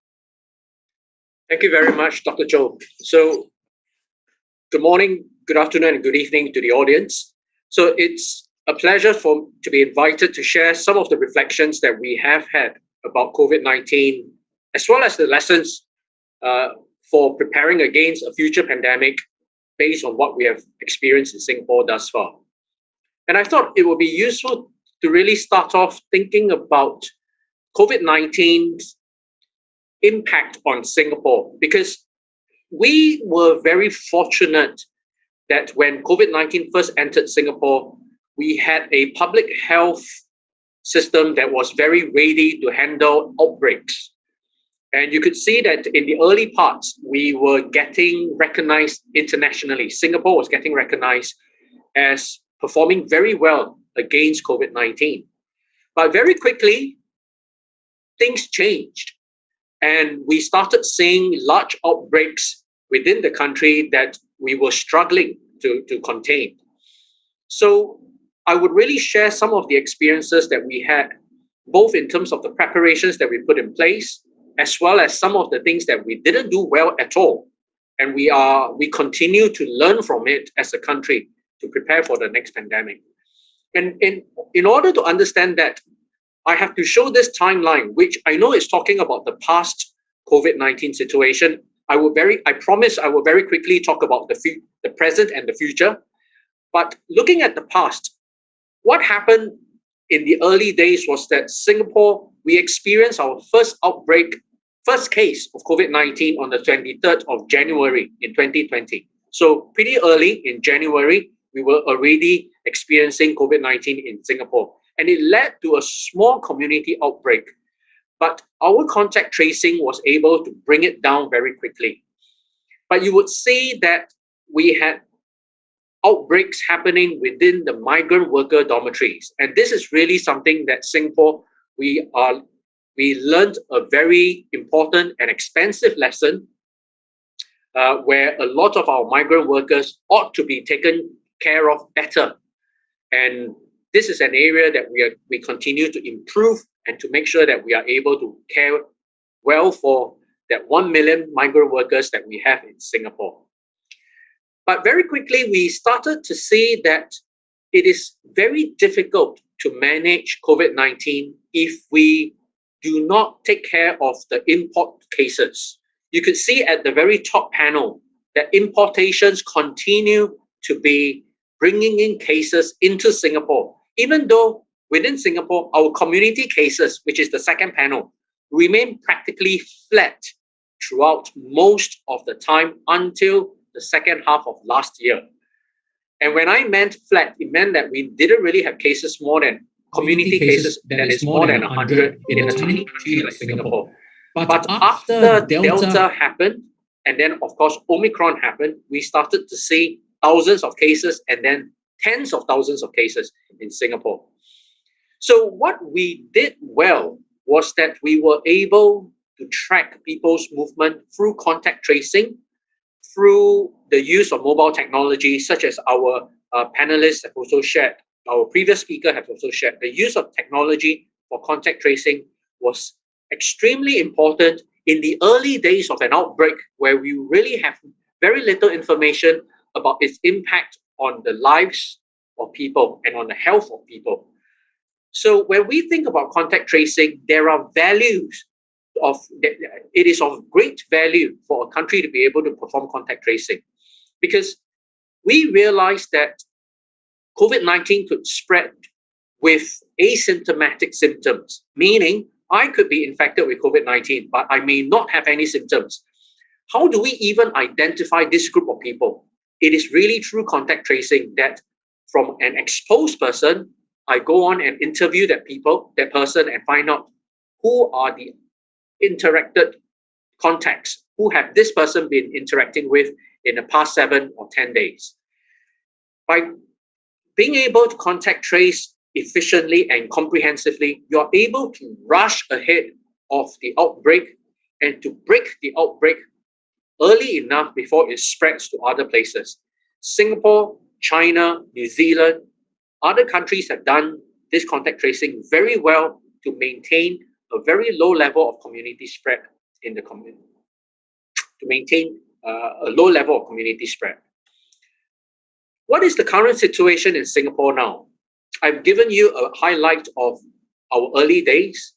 Presently, we have an open border policies to all vaccinated travelers. That means there's no testing or quarantine required if you're traveling to Singapore as a fully vaccinated person. There's actually no social restrictions that we have now in public spaces. We can gather in large groups, in groups of 50 or more. We can dine in restaurants. And all of this has changed over the past 2 months, because as recent as March this year, we still had restrictions in the number of people that can gather in public spaces or the number of people that can come to my home for a dinner. But because of the changes in our national policies, right now, even for testing, we mainly use rapid antigen tests. We very rarely use the PCR test now. And the shift in responsibility of testing has actually shifted to the individuals rather than to the state. Because what it means is that if this morning, if I wake up, I have a sore throat, I don't feel well, I have a headache or a fever, I should test myself. And the government actually makes sure that every household has test kits that are mailed to them. And it means I can test myself at home. And if it turns out to be a positive test, I have COVID-19, actually, I don't have to report to the government. My job is to self-contain at home. So I don't go to work, I don't go out and interact with other people. So the shift has really moved from really trying to ring fence at the national level to actually individuals performing this ring fencing themselves. Now, this is not perfect. This is not, people will break the rules and say, well, I need to go to work or I need to meet up with my friends.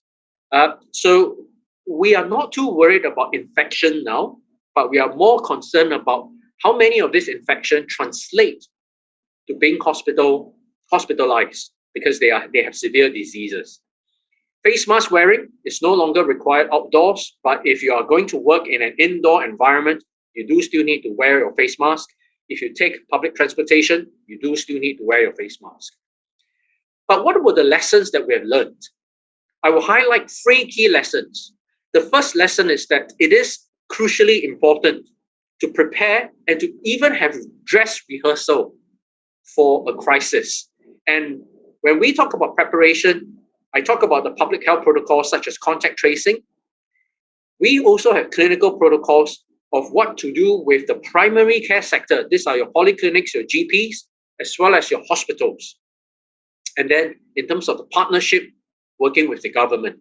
Now, a lot of these preparations that we have in place were really expensive and difficult lessons that we learned because of SARS that happened back in 2003.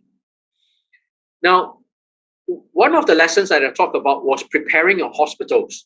All of our public hospitals were drilled. They had to prepare annually in the event that there are outbreaks. So what this preparation means is that from the receptionist to the porters, to the nurses, to the doctors, they know how to, every year they have to undergo drills on wearing their personal protective equipment to look out for signs that there are people coming with travel history as well as with respiratory-like illnesses. Very quickly, the hospitals will have to call a lockdown to say that there is a potential outbreak happening, and they will have to ring fence the healthcare workers to protect them.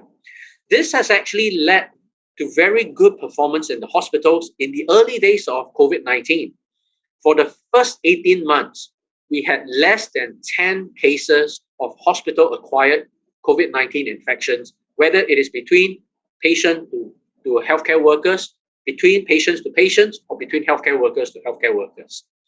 This preparation we found to be important and useful. The next was really our primary care sector. Singapore's primary care comprises private GP clinics. 80% of our primary care services are offered by private providers. The private providers during a crisis will also be roped into a national scheme. So there is a standardized payment, standardized treatment, and a standardized protocol of how to give medical certificate, because the medical certificate allow people to stay at home and not go to work. All of this becomes very important when there is an outbreak happening. And finally, it is this preparation around how do we make use of the latest science to decide whether we can put in place field hospitals, like we converted our exhibition halls to put in place beds, and that expanded the capacity of our health system to take in more respiratory condition patients. Some of them more serious, we put them in hospital. The mild one or the asymptomatic ones, in the early days, we put them in these field clinics and field hospitals, because it means that we kept them away from the rest of the community. They were isolated, but in a manner that they will still receive medical care and medical attention. I talk about preparation, and one of the preparations that we put in place was really the partnership between scientists in public health, scientists in clinical medicine, with the ministries of health, with the policy makers. And that meant that very quickly, the scientists were able to set up a data evidence unit to look at what was the international evidence that were emerging very rapidly on a weekly basis around COVID-19.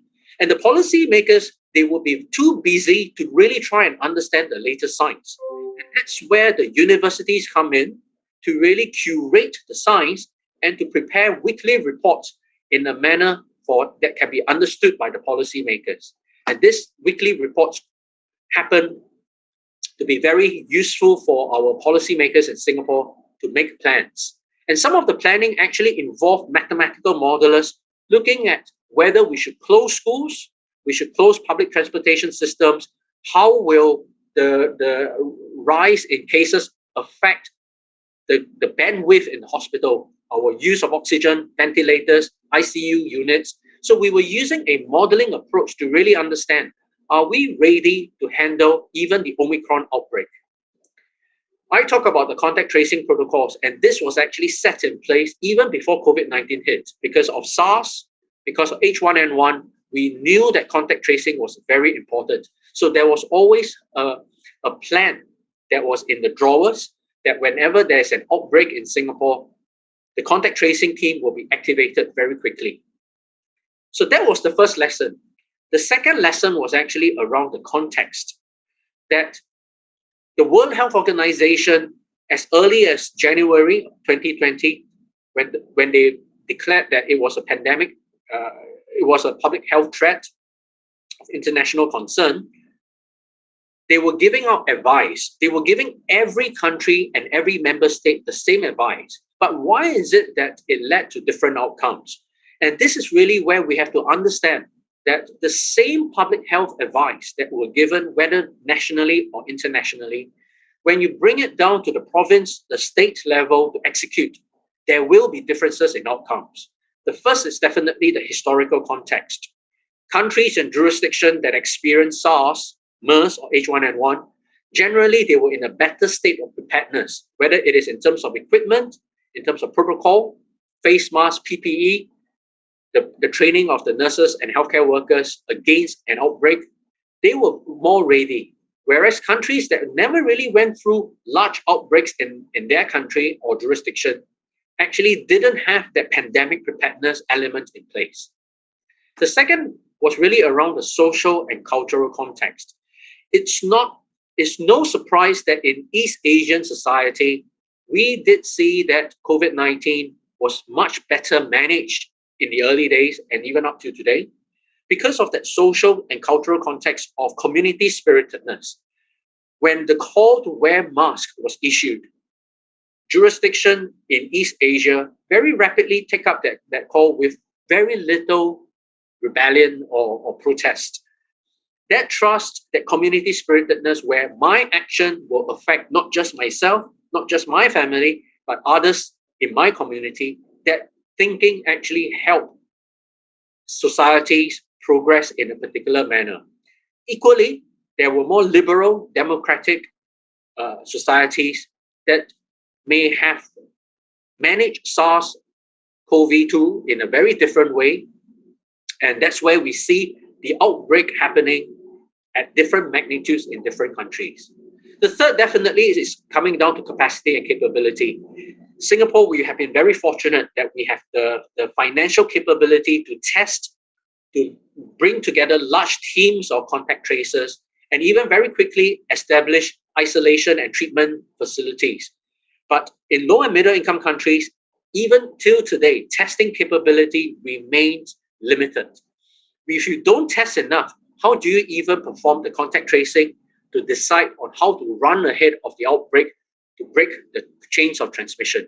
All of this actually requires a lot of financial, technical, and even the training, the skill set. So the capability and capacity matters. Fourth, I talk about economic capability.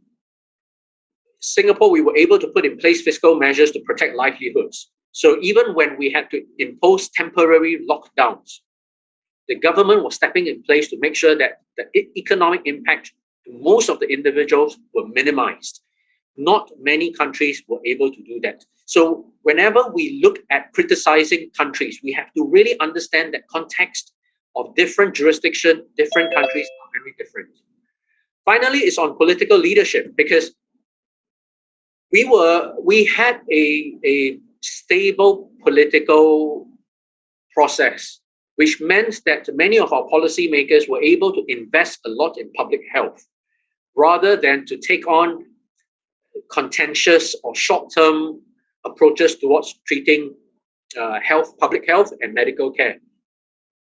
When you are able to invest in long-term plans, that's where the investment in public health against pandemics is likely to be in place. That was the second lesson that we thought was important. And the third was definitely implementation and enforcement. So we could put in place rules around mask wearing, rules around restricting gatherings. But if you don't monitor and enforce them well, and put in place the penalties where necessary, people will not follow the rules. And in Singapore, there's always this international joke about how Singapore, we are very quick to impose fines, financial penalties, or even jail people when they break rules. And actually that kind of strict enforcement turned out to be helpful, even necessary in a time of crisis like COVID-19, because we were being able to enforce our rules around restrictions on gatherings, on mask wearing, and such that really helped to minimize community spread. When I talk about enforcement, it is also around delivering the vaccination. When I talk about implementation, because countries were talking about implementing and delivering vaccines. One of the things that we talk about when we have vaccination at a large scale is, of course, mass vaccination center. When we have mass vaccination center, we are saying that everyone has an equal right to get their vaccination. That worked very well because we have 34 vaccination centers in a very tiny country like Singapore.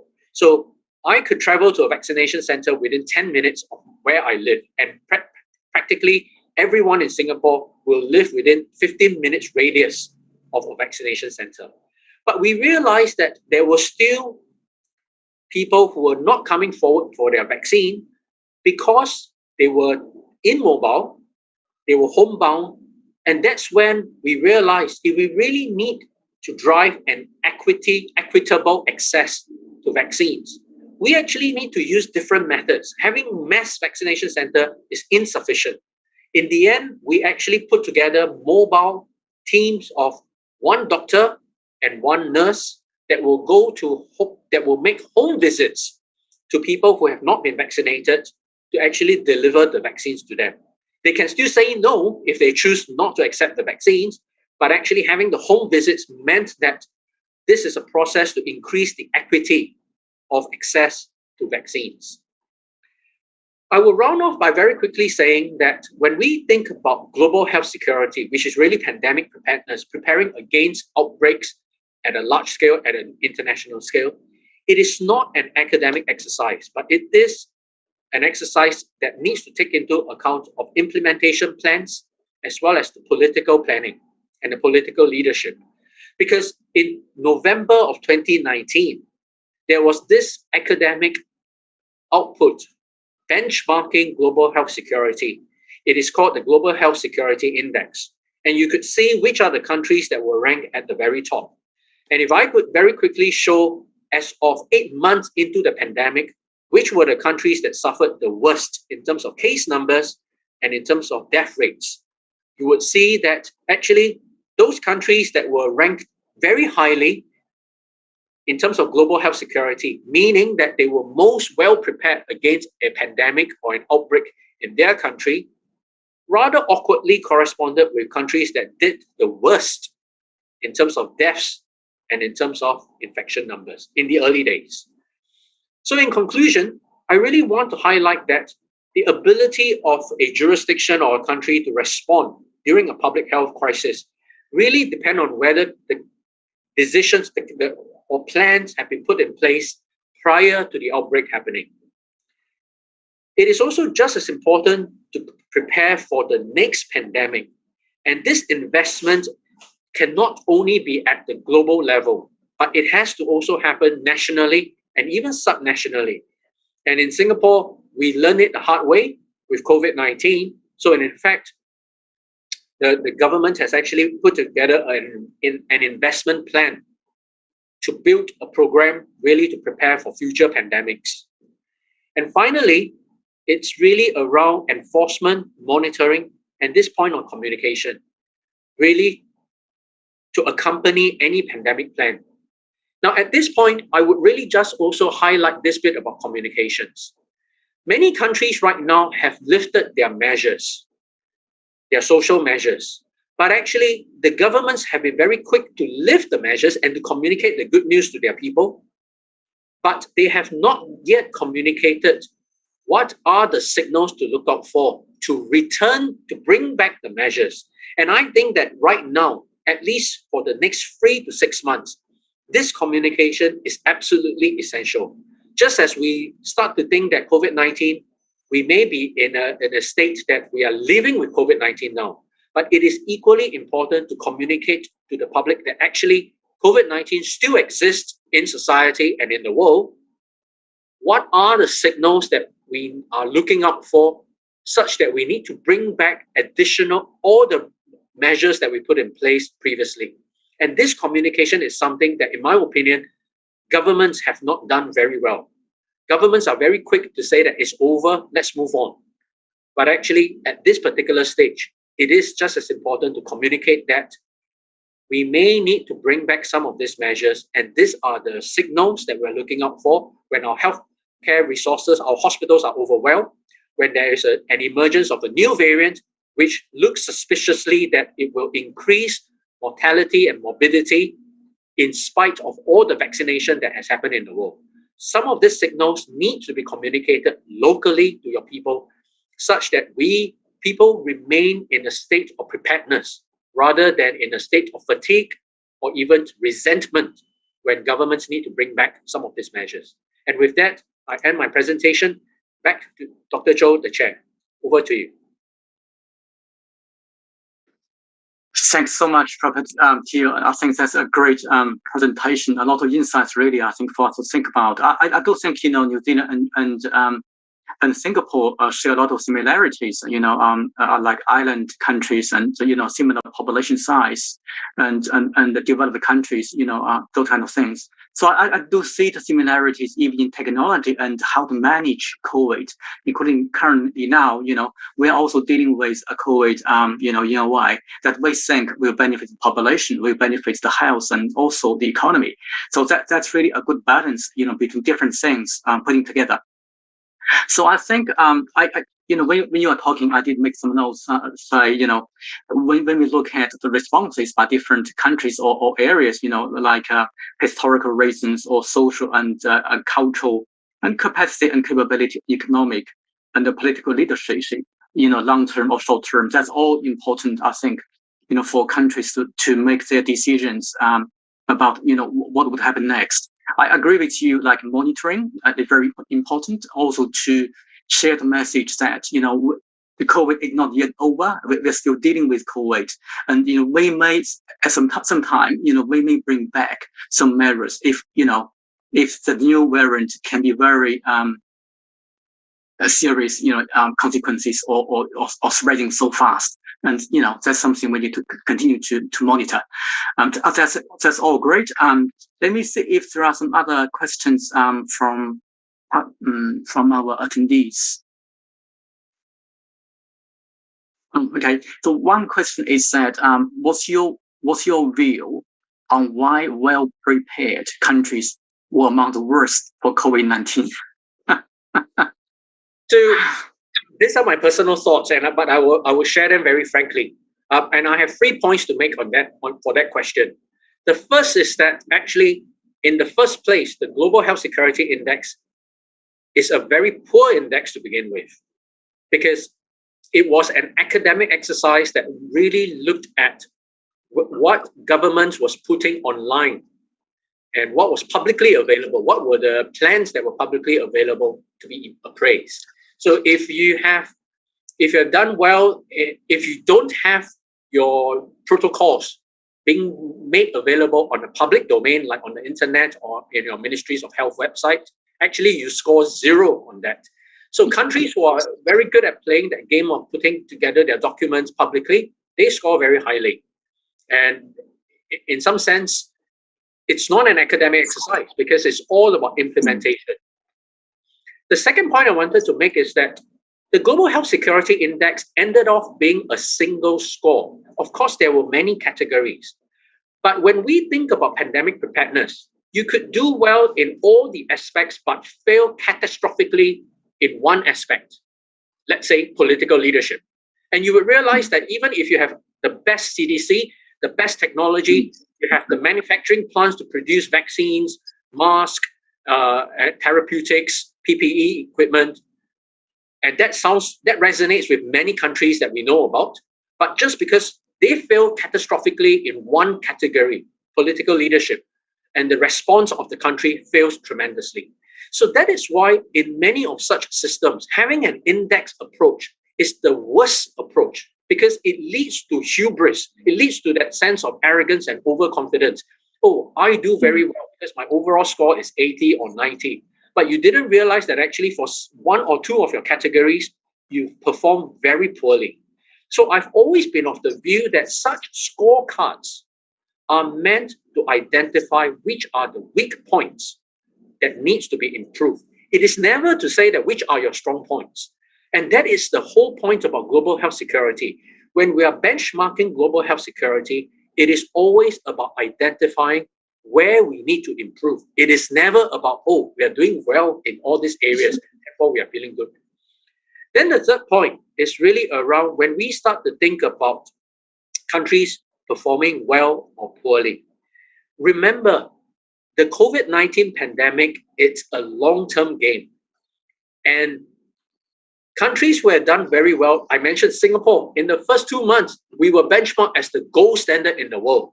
But in the third month, we were benchmarked as a cautionary tale to the rest of the world. So some countries will do very well in the beginning and then do poorly later on. Some countries will do poorly later on and then end up seemingly to do well, do poorly in the beginning and then seemingly do well later on. So at the end of the day, it is really about how countries, what they prioritize that matters. Is it lives, livelihoods? Because for advanced economies like Singapore and New Zealand, we may be in a state of confidence that we say we prioritize lives first. And then because the country is rich enough to provide for the people to look after their livelihoods. But there are many other countries in the world where the concept of protecting lives and livelihoods are actually intermingled, because If you try to say that I lock down my society, I stop all trade from happening, it directly lead to poverty, it directly lead to water and food security issues, it leads to medical shortages that will directly impact the jobs, the ability to care for their people. So rich countries are in a better state when they are trying to balance life and livelihoods. So that's why this context is very different. And when we try to benchmark this, all the performance in terms of just a single index, I think that is doing a great disservice to the concept of global health security. Thank you. That's great. We got another question from Dr. Andrew Brandt. So what has changed with your approach now to migrant workers and outbreaks? So thanks for that question. And indeed, this is actually one that I would say Singapore, we did poorly in the beginning. And that highlighted that for a very long time, even before COVID-19, we have actually not prioritized or not looked after our migrant workers very well. Because we realized with COVID-19, the state of dormitories were actually poorly looked after, in a very poor state. And actually, there were very poor comprehensive health coverage for our migrant workers. Because of COVID-19, we learned a difficult lesson. And now what we have put in place, it's actually a comprehensive health plan for our migrant workers. In fact, we even now have a health registry that is being set up at the moment for for the migrant workers in Singapore. So we will be able to track their progress. We have also established new regulations for the migrant workers' dormitories, that they have to have a certain configuration, including the number of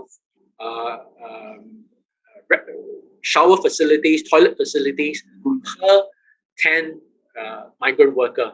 So that has led to improved standards that are necessary. And actually on this point, on the improved standards, when that happened, I was part of a team that was asked to look into the area for the dormitories on the standards really optimal. And we realized actually that the dormitory standards in Singapore conform with the International Labour Organization rules. So the question now then is, the ILO's, International Labour Organization's requirements actually not sufficient to cope with an outbreak? And that's where this is going to lead to new thinking at the international level around really what are the minimum standards required for migrant worker living conditions that will be resilient to local or international outbreaks. That's great. That's great.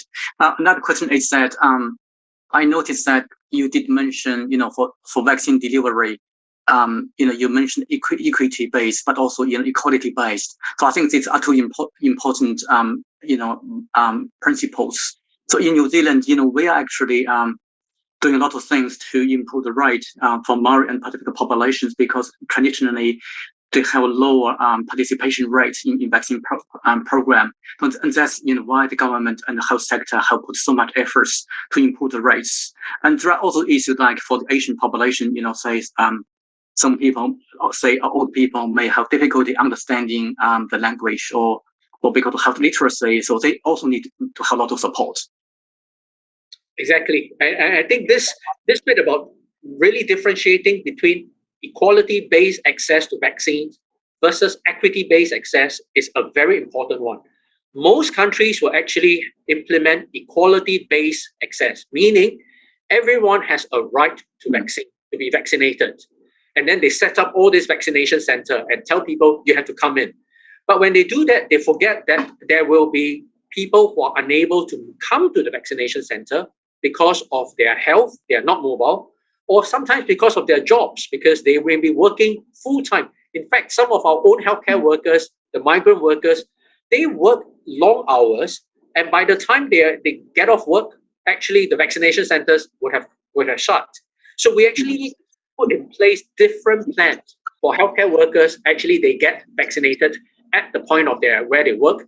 For migrant workers, we actually deliver some of the vaccination to where they live and their dormitories, such that this increase the access. And that really means that it is equitable. Because otherwise, this bit about equity remains a concept, and I always highlight this.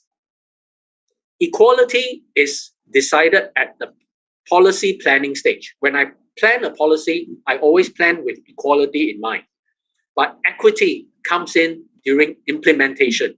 How you implement the policy or the program is whether you achieve the concept of equity or not. That's great. Thank you so much, Professor Teo, and really a lot of insights, I think, for us to share and to learn. That's great. So I think on that note, we would like to have a break. So we will continue at 3:40, so roughly 25 minutes, and you can have a cup of tea now. Thank you. See you soon.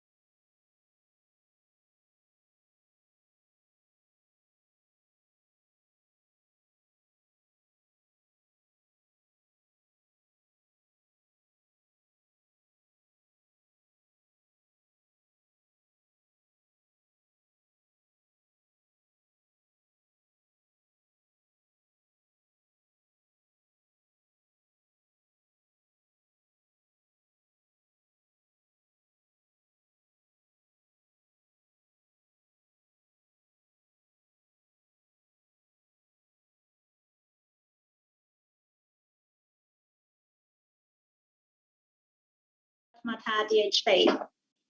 Warm welcome to our second section, during which we will introduce the two very exciting international collaborative projects, reporting the progress of them. And the first one is about the single lead ECG patch with AI for detection and monitoring of atrial fibrillation.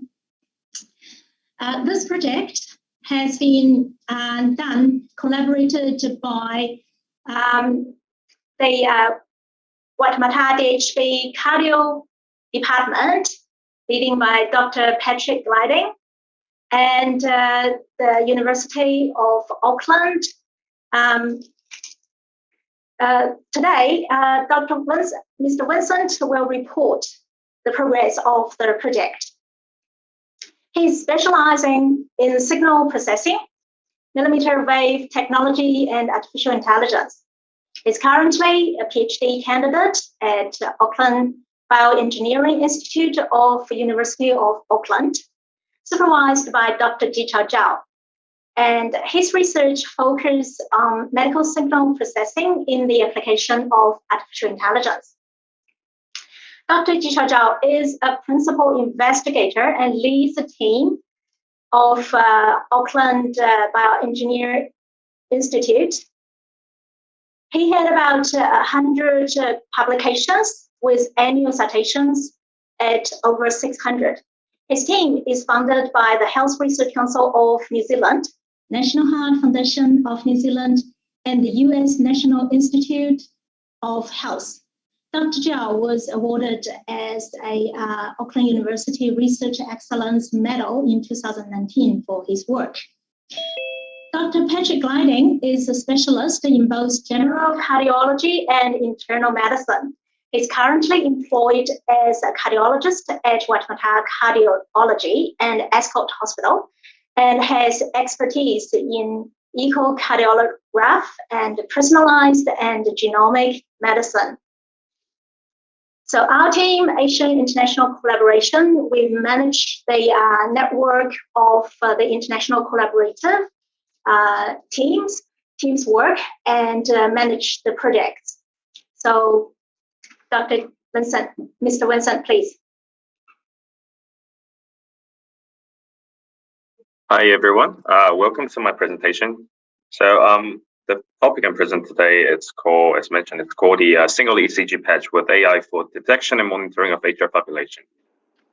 So the presentation flow is split into the four sections. The first one, I'll be introducing a little bit of background on the atrial fibrillation and electrocardiogram.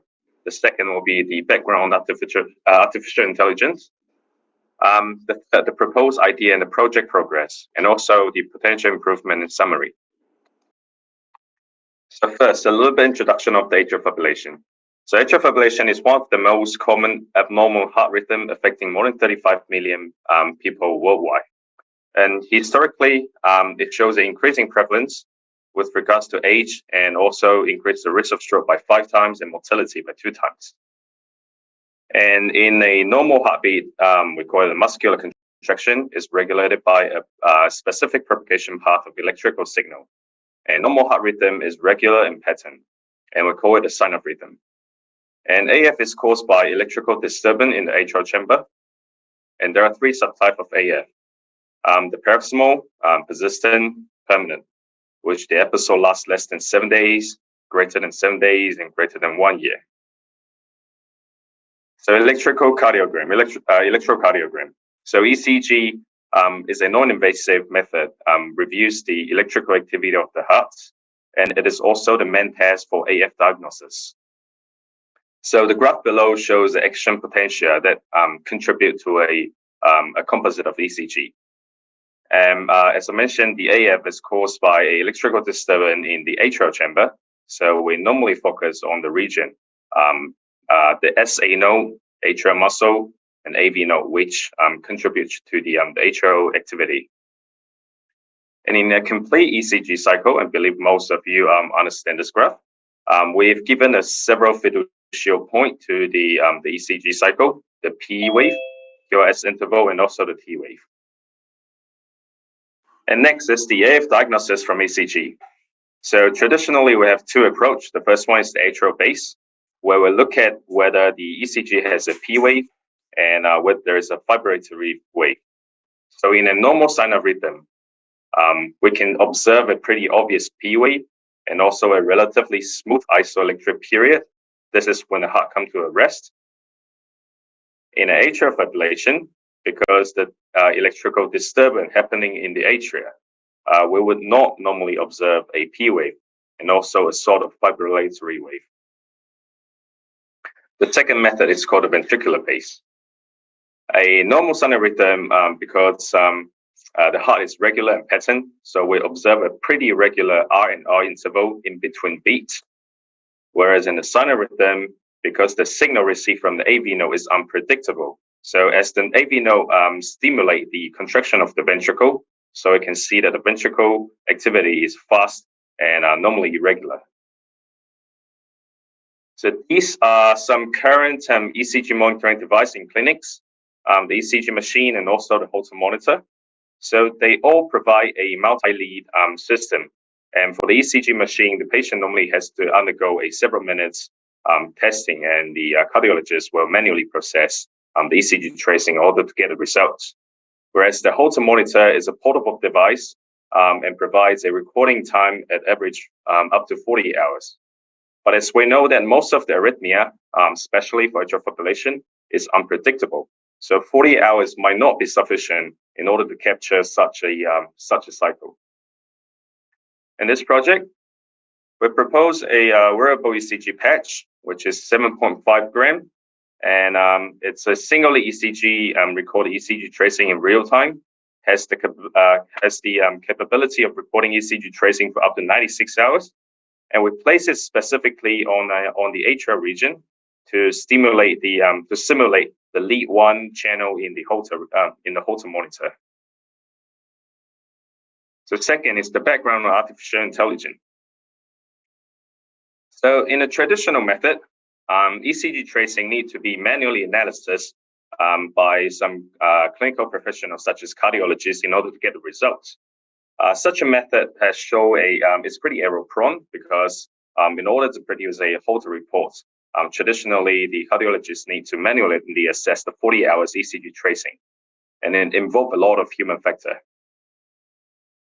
Therefore, there's an enhanced traditional method that introduces a classifier algorithm to examine the expert feature that extract by the cardiologist. So what is an expert feature? Expert feature. So expert feature can be categorized into three sections: statistical, frequency domain, and the time domain. And I'll give a short example. So if I have a look at the difference between a sinus rhythm and an atrial fibrillation and focus on the region where there is a high possibility of the P wave occurrence, and we apply a frequency analysis on it, and we will get so-called a frequency coefficient. The frequency coefficient contributes the possibility of the P wave occurrence, and we can intuitively to see what type of weight this one belongs to. And the frequency coefficient shown here can be used as expert feature. And the second one is called the Lorenz plot. If we have a look at the example, which consists of sinus rhythm and atrial fibrillation, and plot the R interval, plot the preceding R interval versus the future R interval, and we go a so-called Lorenz plot. If we have a sufficient plot, then we can intuitively easy to observe what type of ECG wave it belongs to. And the Lorenz plot can also be used in the expert feature. But the expert feature retrieved by the cardiologist also involve a lot of human factor, which introduce some, increased error prone as well. So we propose a deep learning method. So the deep learning provides an end-to-end solution between the input and the output. So the background of artificial intelligence. So artificial intelligence is proposed, was first discovered in the early 20th century during the World War II. And in the 1980s, machine learning was proposed to improve the algorithm automation, and it's also lays a foundation for deep learning. So in our daily life, we can observe a lot of machine learning applications such as email spam filtering, TikTok video and YouTube video recommendation, It involved a lot of machine learning that study your behavior. And in the 2010, deep learning was inspired by biological brain, the structure of the biological brain. And it provides a hierarchy feature extraction that allows the deep learning to perform a much complex task compared to machine learning. So here's an example of the deep learning. It has been widely adopted in many fields, especially in image processing, detection, classification, segmentation, and etc. Here's another example of deep learning. So how does deep learning work? So if we have a look at a 2D image of an airplane, so deep learning just basically perform a series of mathematical calculation, and we can see a convolution, ReLU, we don't have to worry about what it is, but these are just a series of mathematical calculation that extract the feature from low feature to high feature, all the way to the structural conditional classification and output the probability of what the input might be, whether this is an aircraft or car or bicycle. So how does deep learning can be applied into ECG? So if I have a look at the ECG, intuitively, it's just a series of potential measures in a 1D array. And if we put this 1D array into the structure I showed previously, and it could also extract a series of features from top to the bottom and all the way to the output, depending on what output we are trying to achieve. Depending on which output we're trying to achieve. So currently, there is a lot of deep learning approach related to ECG, such as denoising, annotation, like labeling the QRS interval, and also disease detection, human biometric identification. In this project, we focus on disease detection, specifically for atrial fibrillation, as it is one of the most difficult tasks to detect. So the proposed idea and project progress. So the project overview, we're trying to develop a deep learning based algorithm for beatwise AF detection through a single ECG data. And in order to train a deep learning model, we need a data. So the first step is involve data collection, and we'll also analysis some prior work done, and also do a little bit explanation on the model. So the first clinical trial involved a collaboration between the Waitemata District Health Board and the ABI. So 50 selected patients will be implemented a Holter monitor, as well as a single ECG simultaneously for a duration of average 48 hours. And upon the revisit of the hospital, the cardiologist will generate a Holter report. And us, ABI, we will assess the data from the single ECG. So here is an overall statistical of the first clinical trial. So upon receive the data from the hospital, we will do a little bit comparison on the heart rate validation to ensure that the data we collect from the patch is feasible.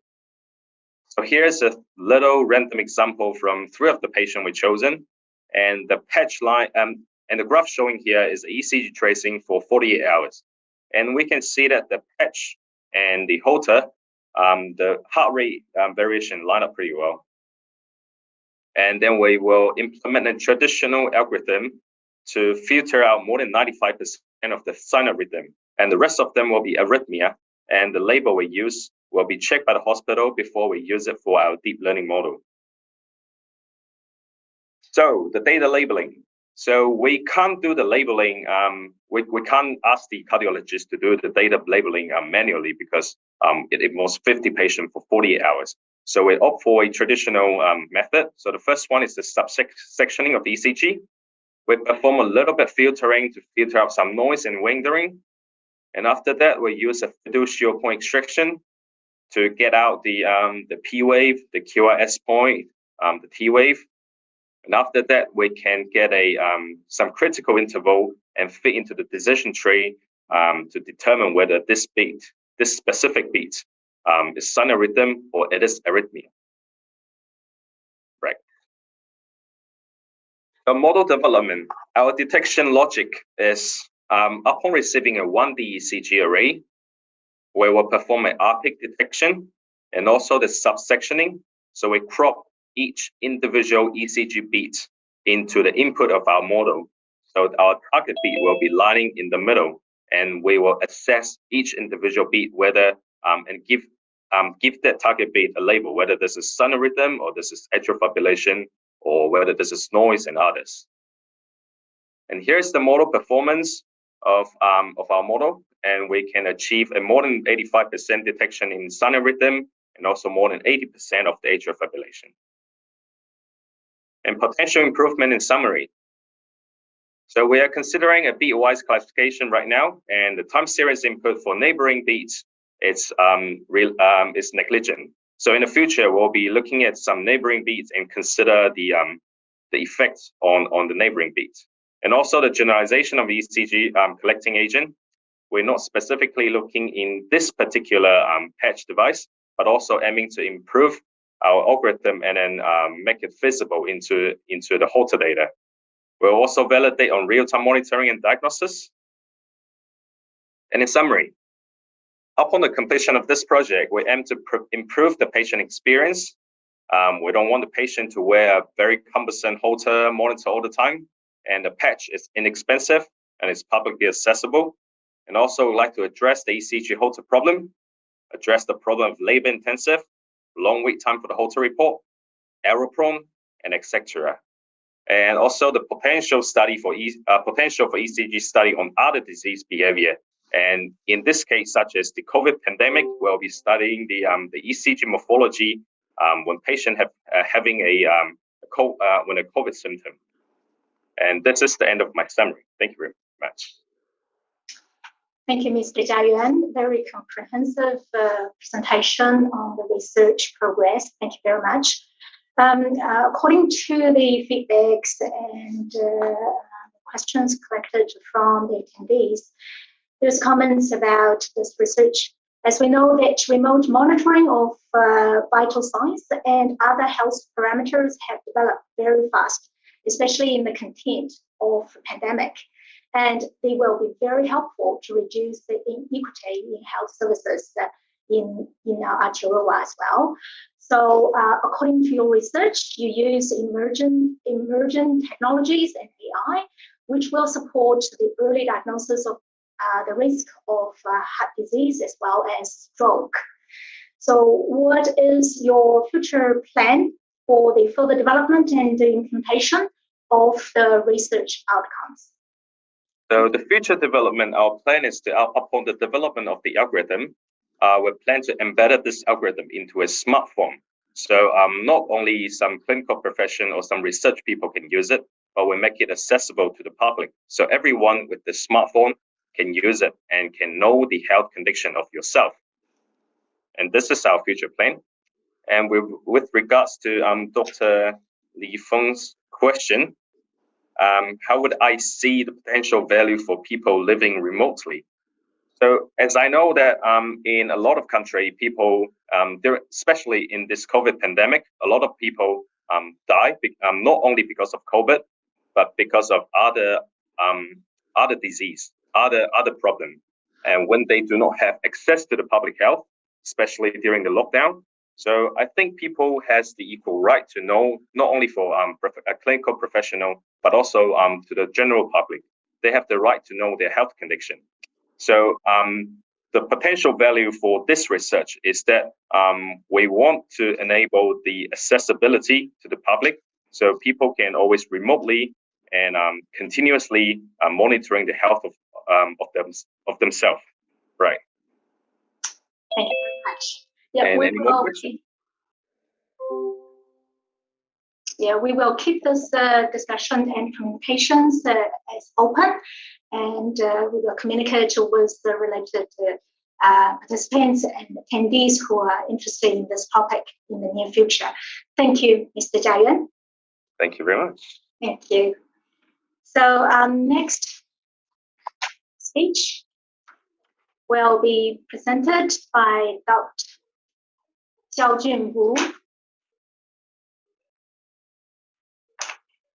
Dr. Wu, would you please share your screen? And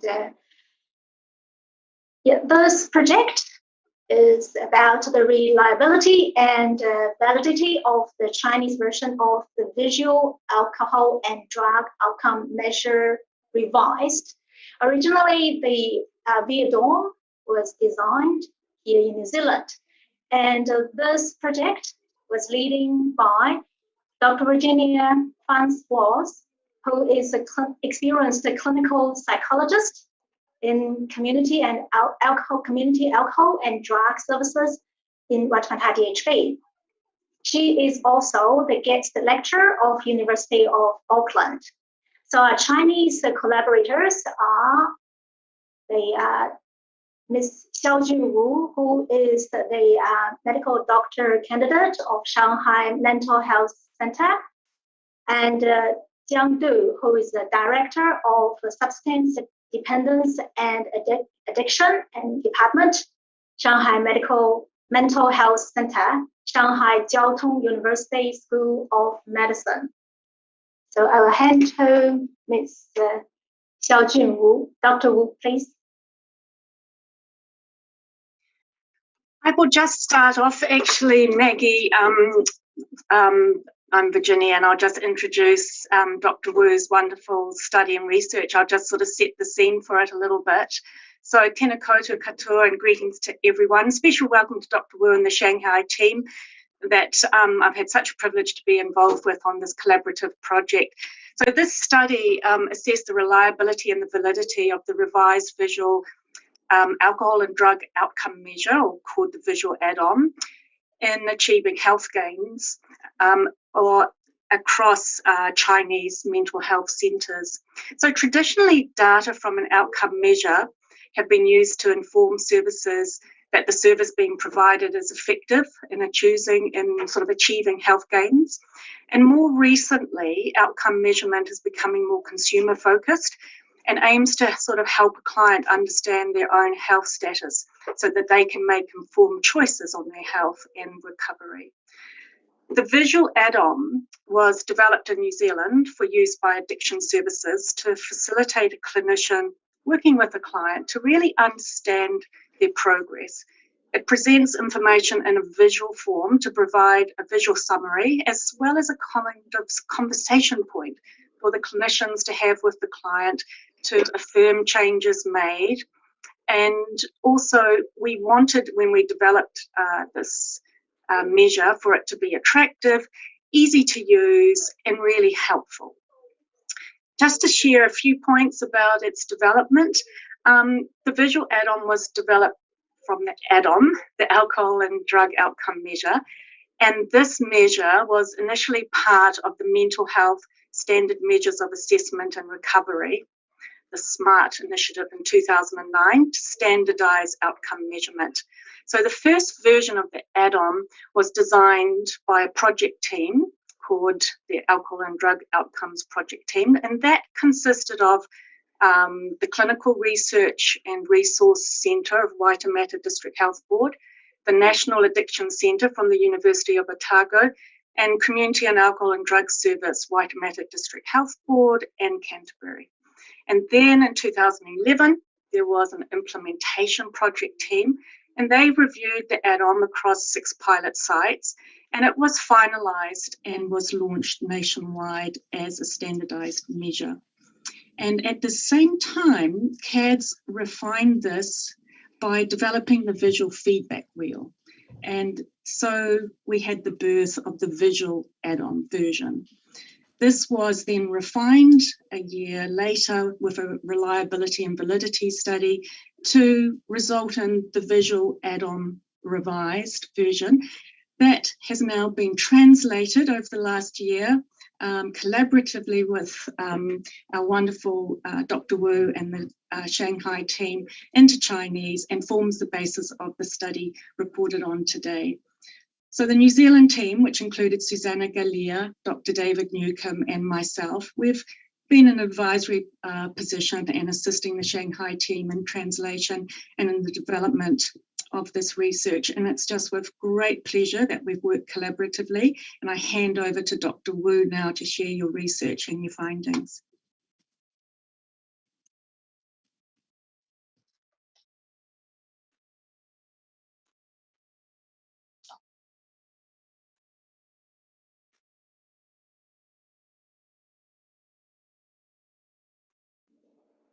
Dr. Wu, we couldn't hear you.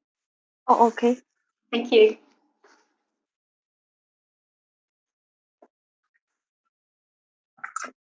Good afternoon.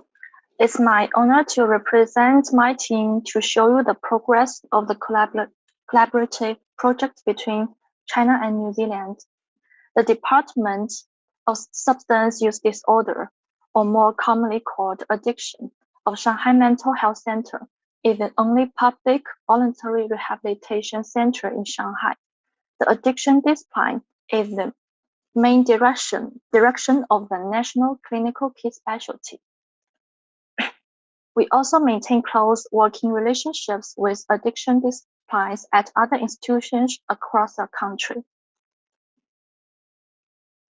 The Department of Substance Use Disorder contains outpatient and inpatient service to provide psychological and medical and rehabilitation treatment.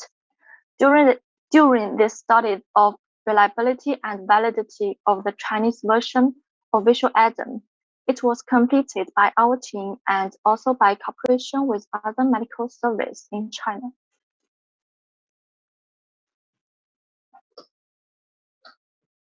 Substance use disorder is one of the top 3 mental disorders in China except dementia, with a lifetime prevalence of 4.7%, among which alcohol use disorder is the most common type, with a prevalence of 4.4%.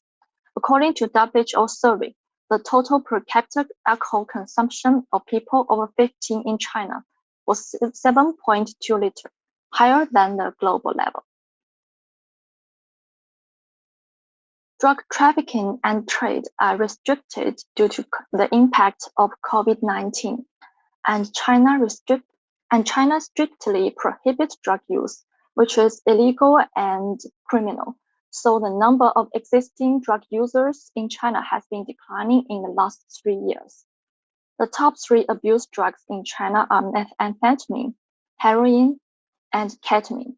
The number of cannabis users has been on the rise in recent years. Most of them are young people, entertainers, and people with a history of cannabis use while working or living abroad.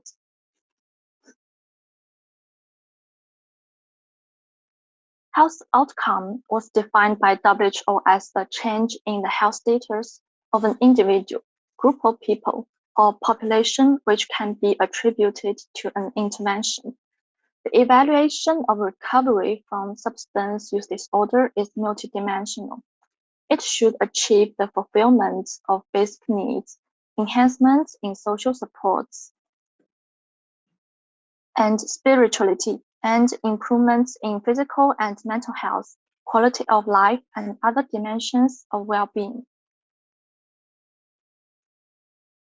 The most common non-standardized outcome measures are clinical judgments. However, the reliability and validity of these methods are not as good as standardized outcome measures. Standardized outcome measures are more comparable and stable in different times and scenarios. There are majorly 2 kinds of substance use disorder treatment settings in China. Patients with alcohol use disorder receive treatments at psychiatric hospitals, while drug use disorder, like patients with heroin dependence, welcome to methadone maintenance treatment (MMT) clinic after finishing police and compulsory detoxification to receive allowed long-acting opioids at MMT clinic, which is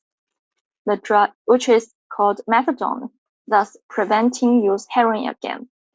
These substance use disorders treatment settings may lack of facial and convenient multidimensional measure tools. After completing the Chinese version of Visual Adam, we convened 5 study sites to complete the reliability and validity study. Besides Shanghai Mental Health Center, other 4 cooperative sites were Zhejiang Taizhou Second People's Hospital, Henan Mental Health Center, Anhui Fuyang Third People's Hospital, and Shanghai Yangpu MMT Clinic. Finally, we recruited treatment outcome profile and WHO alcohol, smoking, and substance use involvement screening tests were used as instruments to test the validity of substance use and social function. WHO Quality of Life Breath and Short Form 12 Health Survey was used to test the validity of physical health and mental health. Finally, we recruited 98 patients at baseline.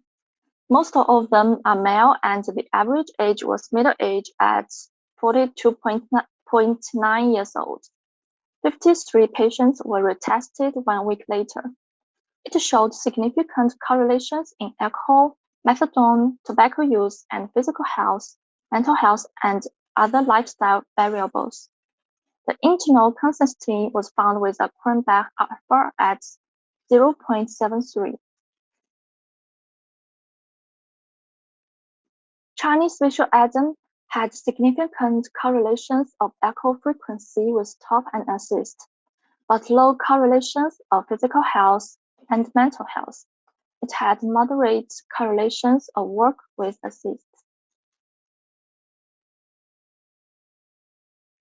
Chinese visual atom also had low correlations of physical health and mental health with WHO Quality of Life Breath and Short Form 12. Visual atom had the lowest correlations of physical health with WHO Quality of Life Breath than with other three instruments, but the correlations of mental health with Short Form 12 was the highest than other three instruments. There are some items which had no response, such as cannabis, other drug use, and injecting behaviors. These three items really matched patients in this study because visual atom asked the drug use over past 4 weeks, but all the heroin dependence patients were former heroin users, and we didn't take the laboratory test during this study to verify whether they told the truth. And visual atom was also designed to measure change after treatment. But the problem is, as a number of drug users are declining recent years, most people at MMT clinic had participated in MMT program for a long time. So in the future, it may be hard to observe their changes. We informed patients that the visual atom was a newly developed scale before the interview. So some patients volunteered to tell their views on visual atom after the interview. Some were interested in the colorful graphic, which they thought accurately reflected which function they had the most impaired. Others would like to keep this visual atom by side so that they can have plenty of time to think about the final 3 open questions and review them in their spare time. The reason of less satisfied validity may be the different way of assessing physical health and mental health domains of different scales. WHO Quality of Life Breath measured the entire physical health and mental health, while Short Form 12 measured the limit of health and function caused by physical and mental diseases. Visual atom emphasized the impairment caused by alcohol or drug use. For the patients in our study, they may be more inclined to believe that their physical and mental health impairments were caused by other disease and lack of awareness of the harm of addictive substance. For example, patients with alcohol dependence had used alcohol to alleviate depressive and anxiety symptoms. Patients with heroin dependence had many chronic disease due to past heroin use history. China is an upper-middle income country with a large population and lack of mental health resources. We only have 2.2 psychiatrists and 5.5 nurses per 100,000 population. It is quite heavily loaded in psychiatric hospital. Meanwhile, the alcohol-dependent patients are often easy to drink alcohol again, but seldom come back to take regular follow-up visits. Their compliance are poor. Each relapse visit is often accompanied by typical echo withdrawal symptoms, such as tremors, making them difficult to write and draw on the paper. So in the future, we hope a digital visual exam could help us overcome these barriers. Finally, thanks Dr. Zhang Du, Director of Department of Substance Use Disorder of Shanghai Mental Health Center, for her work in contacting various cooperative sites in China. Also thank those 4 psychiatric hospitals and MMT clinic in China for the help provided in this study. Thanks Dr. Susanna, Virginia, and David for their guidance and suggestions on this research. Thanks Dr. Li Fenzhou and Maggie Ma for coordinating 2 sites, China and New Zealand, in this international cooperation project.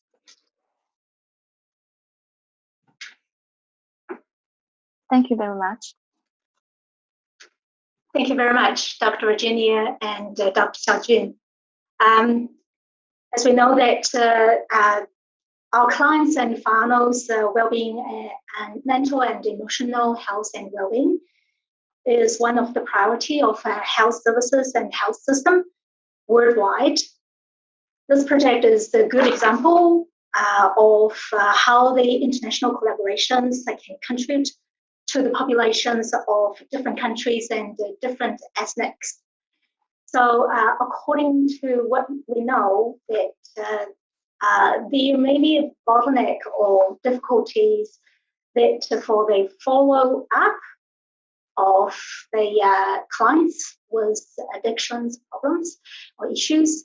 What's your opinion about how to increase the follow-up rate for the addiction clients? Doing follow-up studies are quite helpful to answer the relapse rate and influence factors of patients with addiction disease. And in our team, we have followed drug users such methamphetamine and heroin dependents for an average of more than 10 years. But long-term follow-up of alcohol-dependent patients has been lacking. The reason is that in the follow-up work of patients with drug use disorders, in addition to the participation of medical workers, there is also support from community social workers and judicial workers. We have successfully integrated multidimensional data such as community data and data from medical care together. However, the follow-up of alcohol-dependent patients depends entirely on the patient's own willingness. So one of the directions of our team in the future is to work on how to optimize the way of collecting follow-up data, such as adopting a more interactive application on smartphone to involve the patients and their family members together in the treatment journey, and then make more meaningful follow-up visits, because good family support is also a factor in preventing relapse and improving compliance. Thank you, Dr. Wu.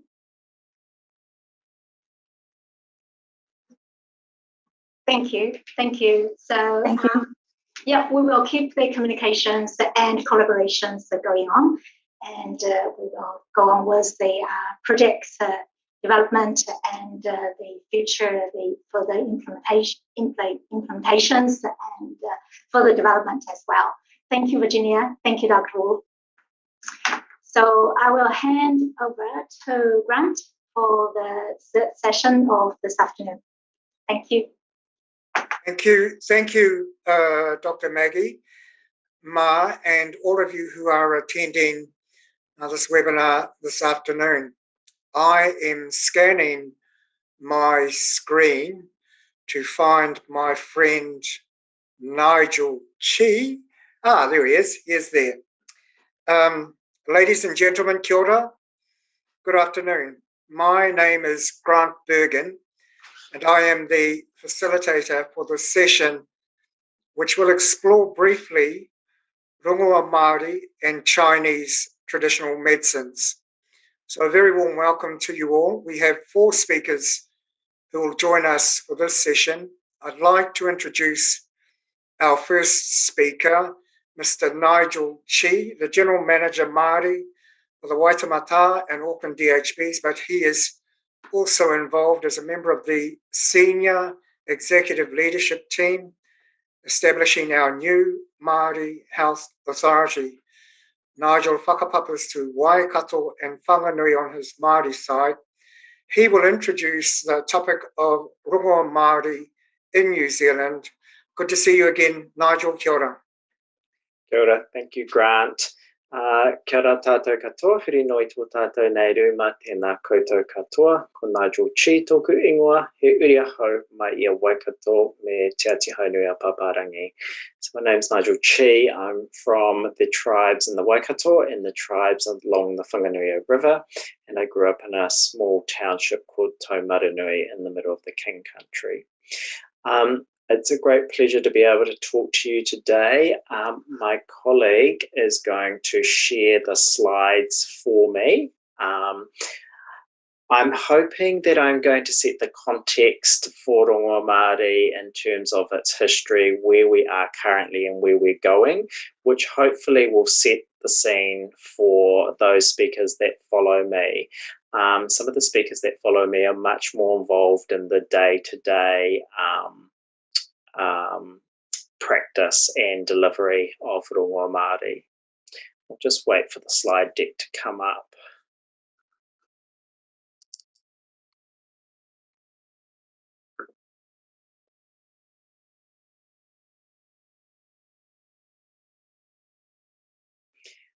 While we're waiting for the slide deck, I should say that I also have Chinese ancestry, if you hadn't worked it out from my surname. My grandfather was Chinese and my grandmother was Māori. It was her father that came from the Waikato and her mother that came from the Whanganui River. I've spent a bit of time going back to the village in Guangzhou each year up until COVID come along. I don't speak Chinese, but I've got cousins who live there who are who speak English. Here we go. So the title of the slide deck is Rongoa Māori Development in New Zealand.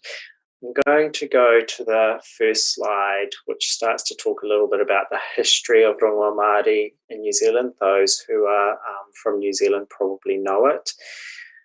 In 1907, there was the Tohunga Suppression Act. The Tohunga in this case means a specialist, and it was aimed to replace traditional Māori healers with Western medicine. Basically, the immigrants of the time were concerned that the way we practiced our traditional healing was inconsistent with the way that they believed that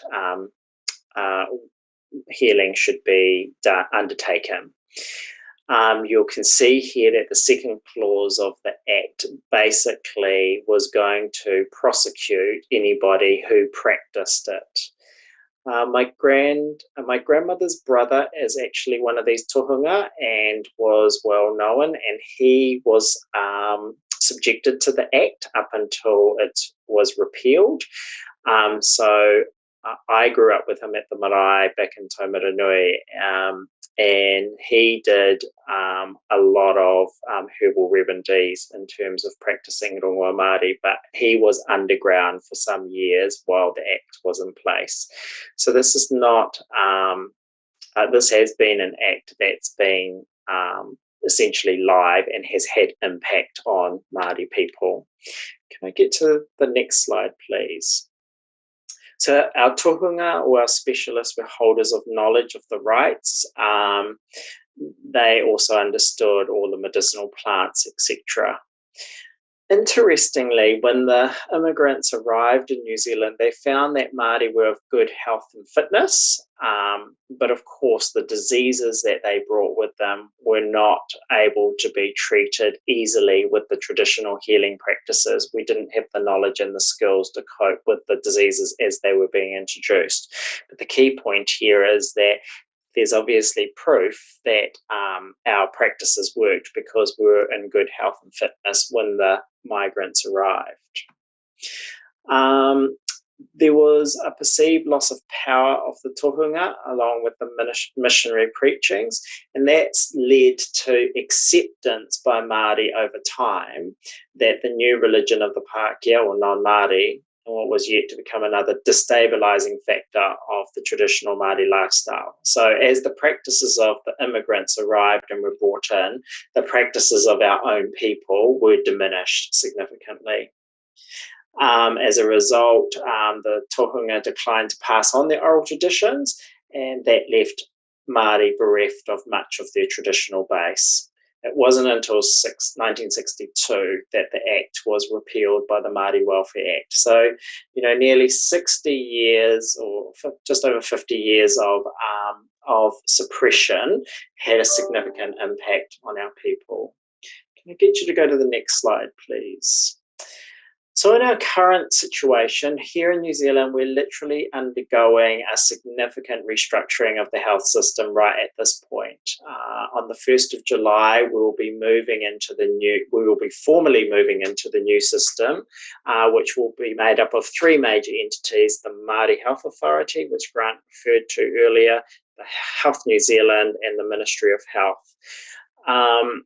The actual full transition to the end state of the restructuring will probably take another 2 years after this. So this is only the beginning of the restructuring process. The Māori Health Authority is an independent authority separate from Health New Zealand and the Ministry of Health and has quite wide powers. We've never been in a situation before in New Zealand where we've had an independent health authority for Māori. So this is a very unique opportunity for us. In terms of our influence, in terms of the services we purchase, in terms of the monitoring that we can undertake. The Māori Health Authority currently funds only 34 traditional Māori healing providers in a country with a population of 5 million. I don't know what the comparison is with China, but it would be interesting to do that, to have that analysis of how many, how much is traditional practice actually funded and supported in China versus the total population. Over the last 20 years, the investment in traditional Māori healing has been flatline. There's been no investment at all.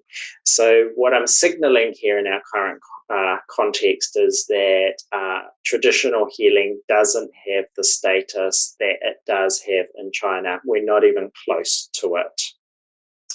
Just onto the next slide, and it's actually the last one. So you can see that in the current situation, New Zealand has been a result of colonisation. So the impact of the immigrants, the use of legislation to suppress, and then over time, we've lost what you actually still have a lot of in China. So we've got a long way to go to rebuild our traditional Māori healing practices, because we've lost it and now we have to regain it. As I've said, this can be linked to colonisation. While there's a renaissance of Māori culture over many decades in New Zealand, so the te reo, our tikanga, and a lot of our other practices, this renaissance hasn't been extended to the redevelopment of traditional Māori healing. And you can see that in the fact that only 34 traditional healing providers have been funded for at least the last 20 years. And even before that, there were almost 0 funded. So we've sort of gone from 0 to 34 in a decade, and then it's been flatlined for another 2. So the establishment of the Māori Health Authority provides us an opportunity to speed up the redevelopment of traditional healing and seizing opportunities, much like the opportunities that exist in China. So that's a very simple introduction, but I'm conscious that there are a number of people after me that are going to speak. But this gives you hopefully gives you the high level overview of how have we ended up in the situation we're in, which is clearly nowhere near as we're not anywhere near in the same situation that traditional healing practices are in China. Kia ora. Kia ora. Nigel, thank you for setting the context for us around Rongoa Māori. It's now my pleasure to introduce you to Professor Jen Chung Dong from Fudan University. He is the Dean of Institutes of Integrative Medicine, the Chair of the Department of Integrative Medicine, Shanghai Medical College, and he is also the Chair of the Department of Integrative Medicine, Huashan Hospital of Fudan University. I'd like to welcome you, Professor, and hand over to you. Thank you.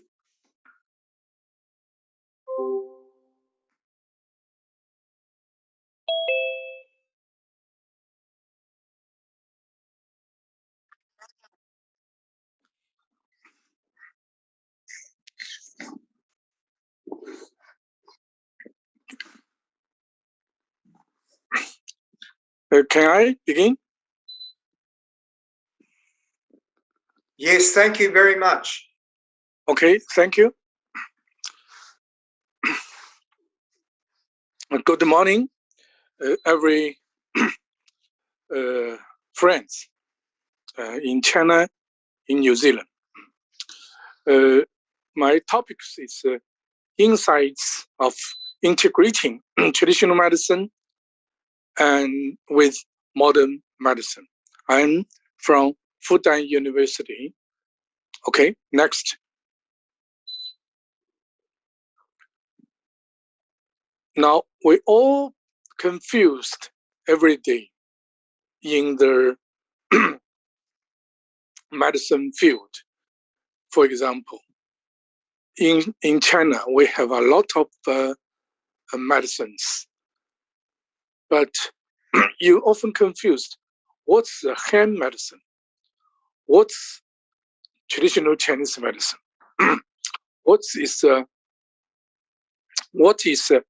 integrative medicine, what is alternative medicine, what is traditional medicine, what is Western medicine, what is modern medicine, what is the traditional ethnic medicine,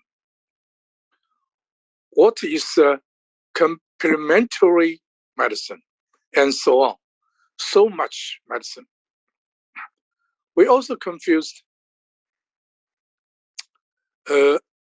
about principles of classical medical books, such as a principle of corrected diet. A classical book of traditional medicine， 不要太快，你等我的再翻。Principles of corrected diet, because some ethnic medicines say this book is belong to their medicines, but others say this medical book belong to their medicine systems. A lot. Next. Also, there are controversy about bronze acupuncture figures. For example, hand medicine have their own bronze acupuncture figures, but internal Mongolia traditional medicine also say they have their own bronze acupuncture figures, and so on. Next. So there exist many yin accurate concepts and understandings regarding traditional Chinese medicine, which have impeded its development. For example, people are always confused about, just I said above. Okay, next.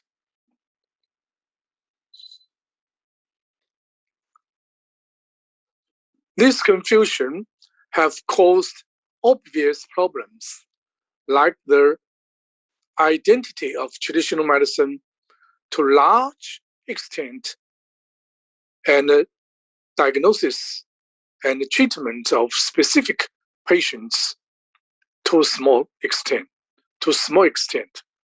Therefore, it is our responsibility to realize and solve this problem. Okay, next. As we all know, traditional medicine is often a mixture of classical philosophy, clinical experiences, primitive basic medical knowledge, regional culture, and religions, while classical philosophy of different nationalities is the basis to framework traditional medicine theories for Moria also like this. So it is of great significance to further think about the philosophical foundation and basic framework of traditional Chinese medicine. Next.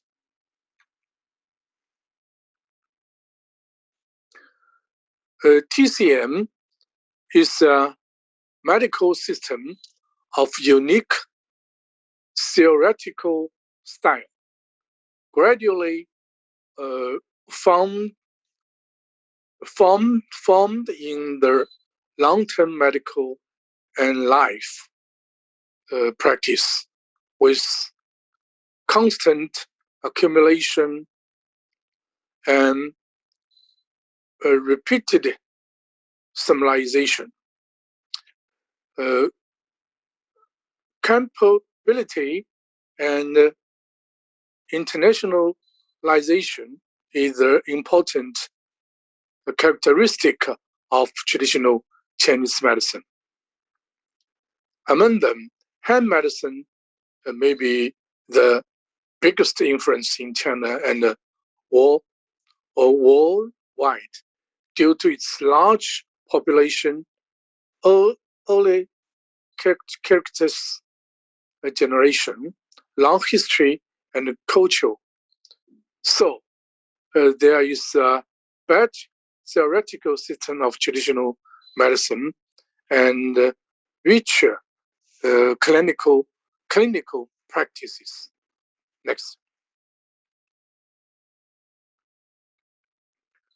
In China, during the period of Opium War, maybe around 1840, so-called Western medicine at that time was introduced to China.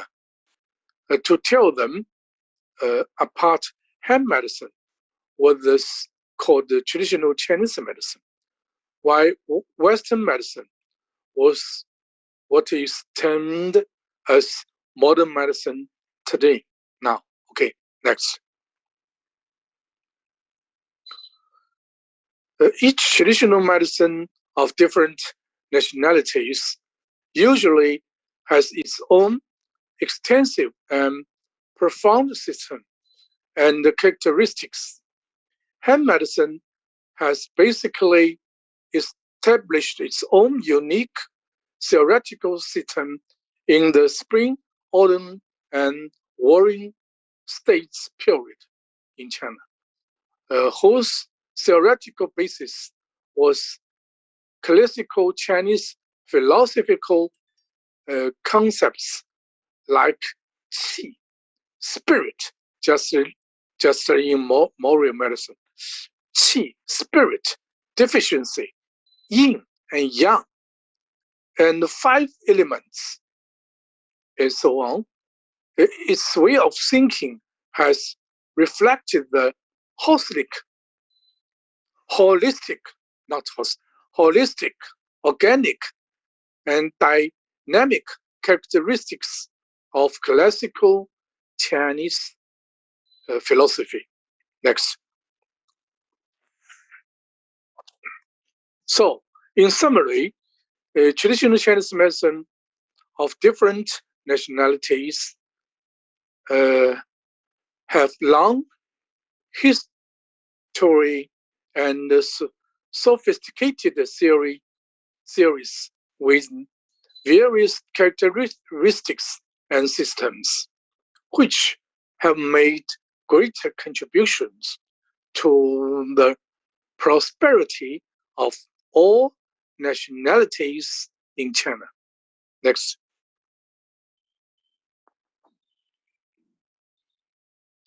The development of traditional Chinese medicine, we also call the TCM, of TCM is completely different from that of modern medicine.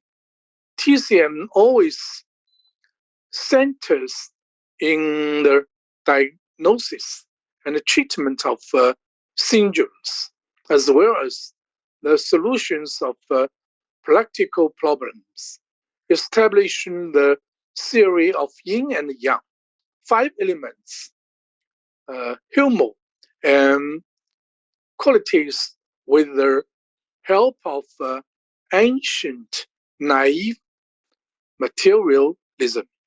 Next.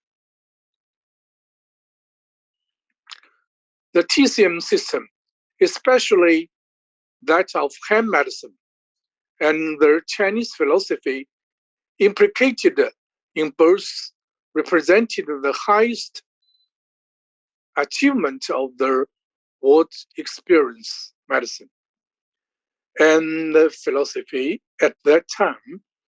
In this process, however, it is hard to find the trace and contribution of theoretical science and basic science research based on reductionism. Okay, next. A common characteristic of ancient naive materialism is that it cannot generalize the diversity of nature as objective material, but describe and explain the real world by vivid and specific objects or forms of movement. Next.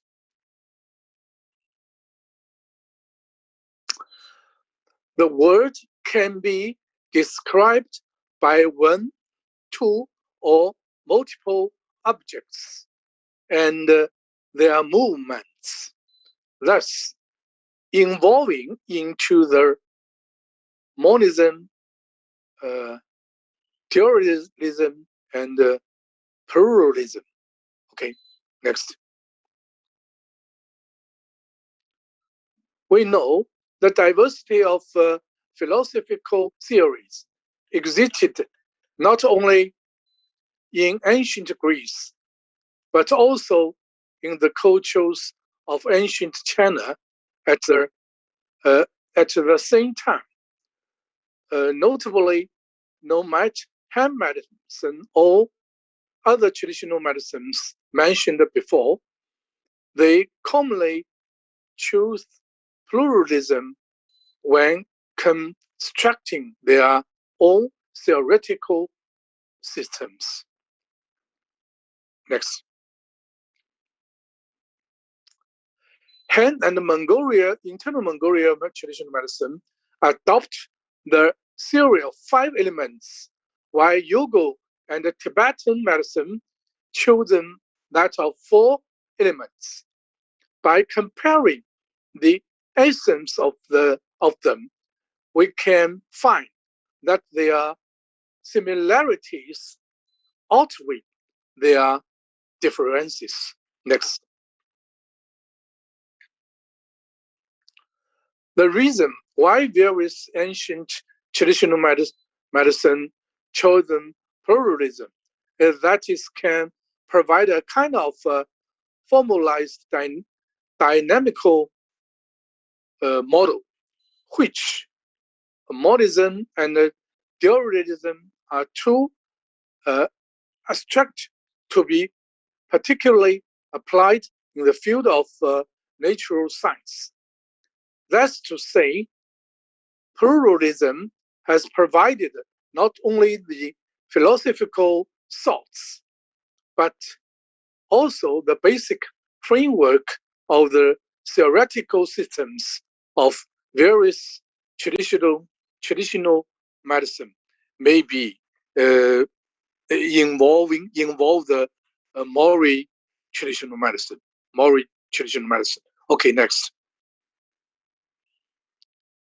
The visceral theory of hand medicine was called visceral manifestation in ancient times, meaning that visceral inside the human body can mainly be evaluated from its outside manifestation due to the fact that it was restricted by the less advanced age.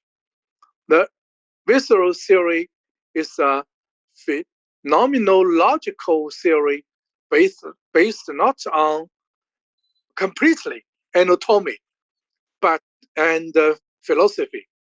That's a structure activity relationship, but on the external phenomenon of the human body. Next.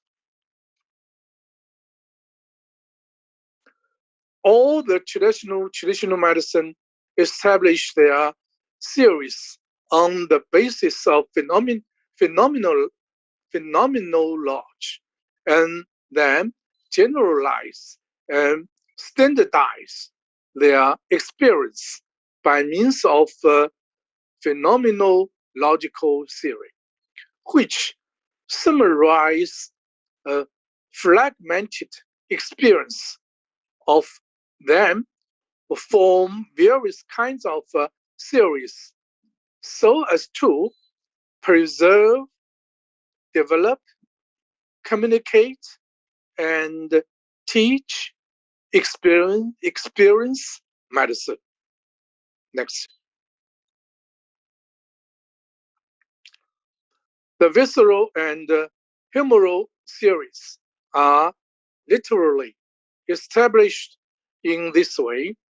For instance, hand medicine replaces 5 elements. For example, wood, fire, earth, metal, and water, with 5 visceral: liver, heart, spleen, lung, and kidney. And then the visceral take on the basic attributions and functions of 5 elements, as well as their dynamic interactions. Consequently, the structures and functions of the visceral together with their interactions became the basic model of the human body. All the physiological and pathological process can be described and explained in its changes. Next. TCM, constructed with the help of clinical practice and classical philosophy, remains substantially the most sophisticated experiences medicine in the world, which is filled with practical medical technologies and experience gradually identified by modern medicine, and contains what herald the direction of future development in medicine. However, there still exist misunderstandings or even mistake owing to the earliest age and primitive culture, maybe naive period. Okay, next. So generally speaking, the basic structure of TCM comprises the following three parts. Maybe Moriel medicine, Yogo medicine, Thailand medicine, maybe. A, the part that is consistent with modern medicine. B, the part that is superior to modern medicine. C, the part that is inferior to modern medicine. That is something needed to be reconsidered or even abandoned. Next. You know, after the establishment of People's Republic of China, both traditional Chinese medicine and Western medicine made progress in the development with the increasing influences of modern medicine, especially the development of we so-called integrative medicine began in the later 1950s. Traditional Chinese medicine, especially hand medicine, demonstrated some commutations of modern medicine, modern science in theory, treatment, diagnosis,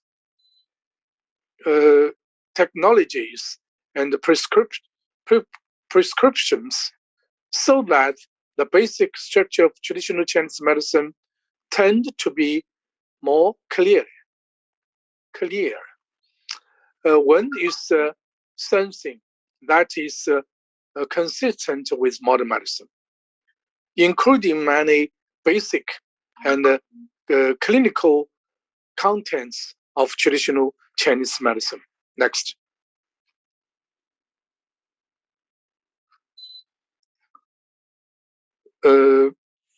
This can include, because the time is limited, so we more quickly. This also including the anatomy knowledge, ancient anatomy knowledge, modern anatomy knowledge. In some way, in some field, they are equal. Next.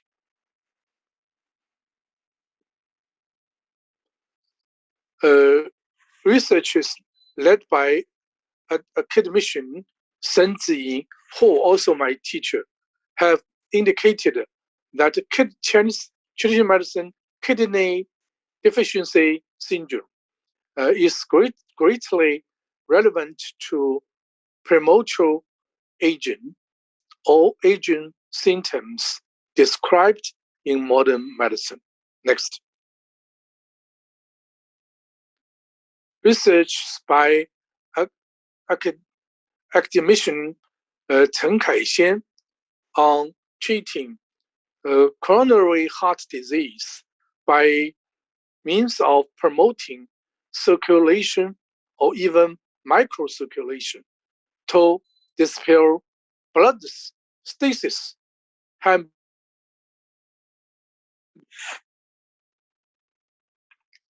been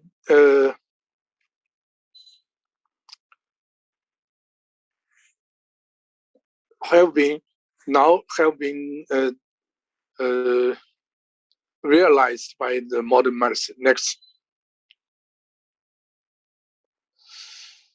A large number of Chinese herbal, no matter the single drug or formulations have relatively good and stable efficiency, which have been used for thousands of years. With the development of modern medicine, the potential mechanisms of them gradually become clear. Next. Before the discovery of artemisinin, pharmacologists thought that the design of anti-material drug should begin with nitrogen heterocycle. However, the finding in the structure of artemisinin has demonstrated that is not completely right, thus making a huge impact on modern medicine, and won the Nobel Prize for physiology or medicine in 2015. Okay, next.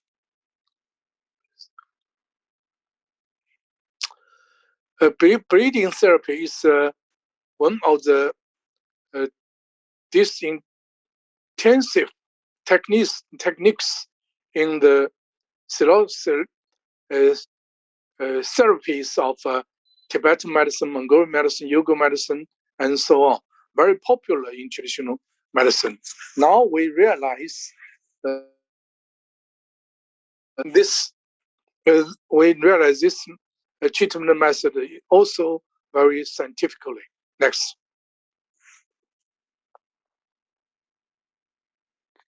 Even we can use the many mathematical equal, for example, Poisson-Lifton law to explain the breathing, to explain the scientific basis of breathing therapy. Next. You know, according to modern medicine, when we treat asthmatic attack or a COPD attack, we often use two inhalers. One is contain the bronchodilators, another is contain the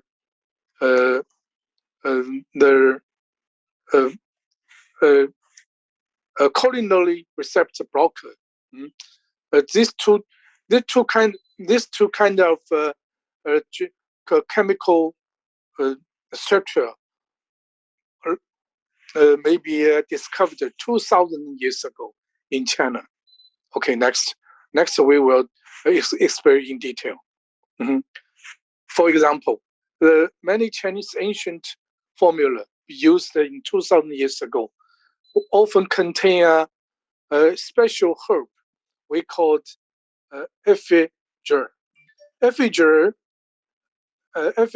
is now we find that the effiger is a beta receptor agonist. Next.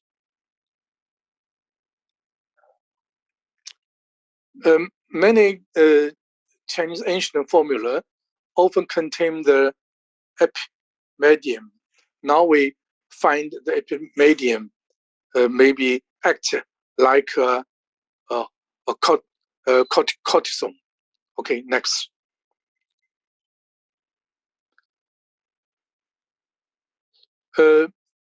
Many Chinese ancient formula can protect the human body, increase immunoability in ancient time. Now we find these formulas often contain a herb we called astragalus membranensis. This herb with the This curve contains a lot of components, some components. Now we find they can help the human immunology, improve the immunoability. Okay, next.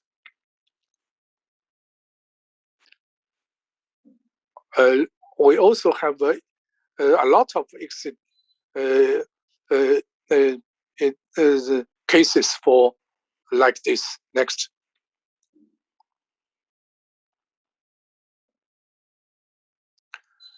This haunting, which we call the skeletal Bakeless, also very popular in Chinese formulas. Often these formulas can be used to clear heat in lung, maybe and just equal anti-pneumonia, which the research realized this herb contain a lot of components which can active organic antigen. Next.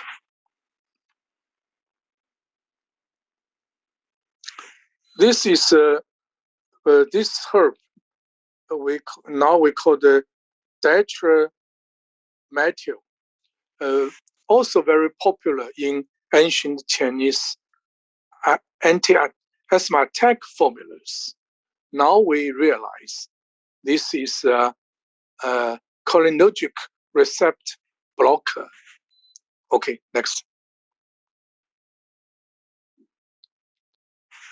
This is their chemical structure and the active mechanism, acute active mechanisms. Next.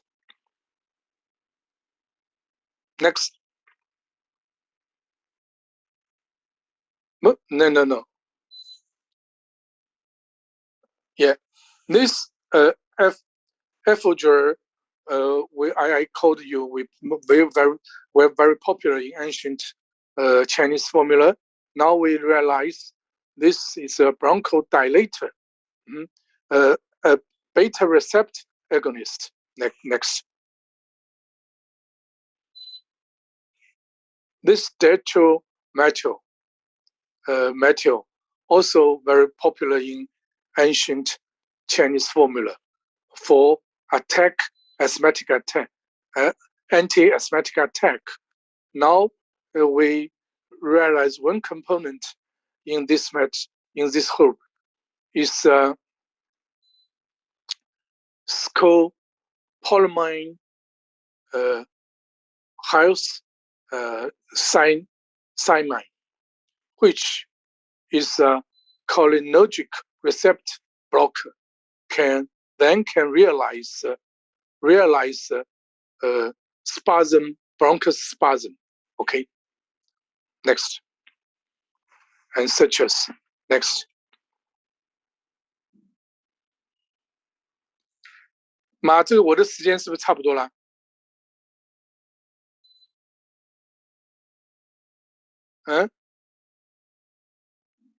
是的，差不多啊。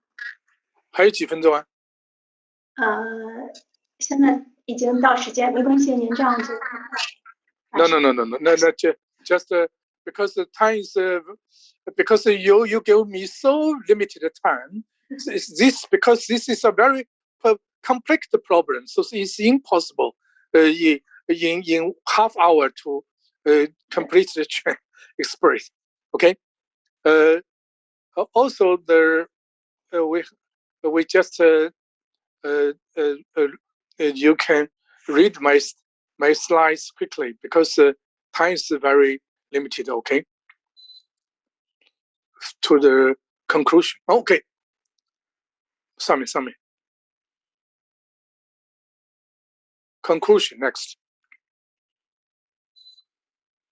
So we give you conclusions.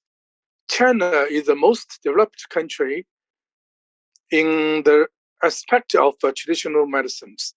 In addition to Han, Uyghur, Tibetan, Mongolia, Hui, Zhuang, Dai, and Miao also have their own traditional medicine, which have created the splendid civilizations of traditional Chinese medicine and made great contributions to the prosperity of all nationalities in China and throughout the world. Next. We should scientifically and rationally understand the traditional medicine, including its concept, philosophical basis, historical status, structure, theories, experiences, technology, methods, and prescriptions, and identify the merits and demerits by means of techniques and methods of modern science. For example, epidemiology, evidence-based medicine, and so on. To further demonstrate both the good and bad sides of a theory, experience, techniques, methods, and prescription, even the prayer, even the spiritual, just like the moral traditional medicine. Next. We should horizontally compare various traditional medicines of similar theories, techniques, methods, and prescriptions, as well as highly praise the idea of survival of the fittest and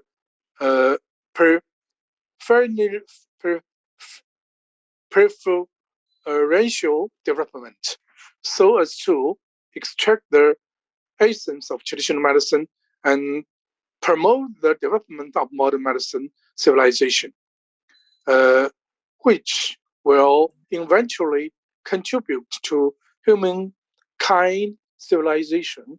Okay, next. Okay, thank you very much. Okay.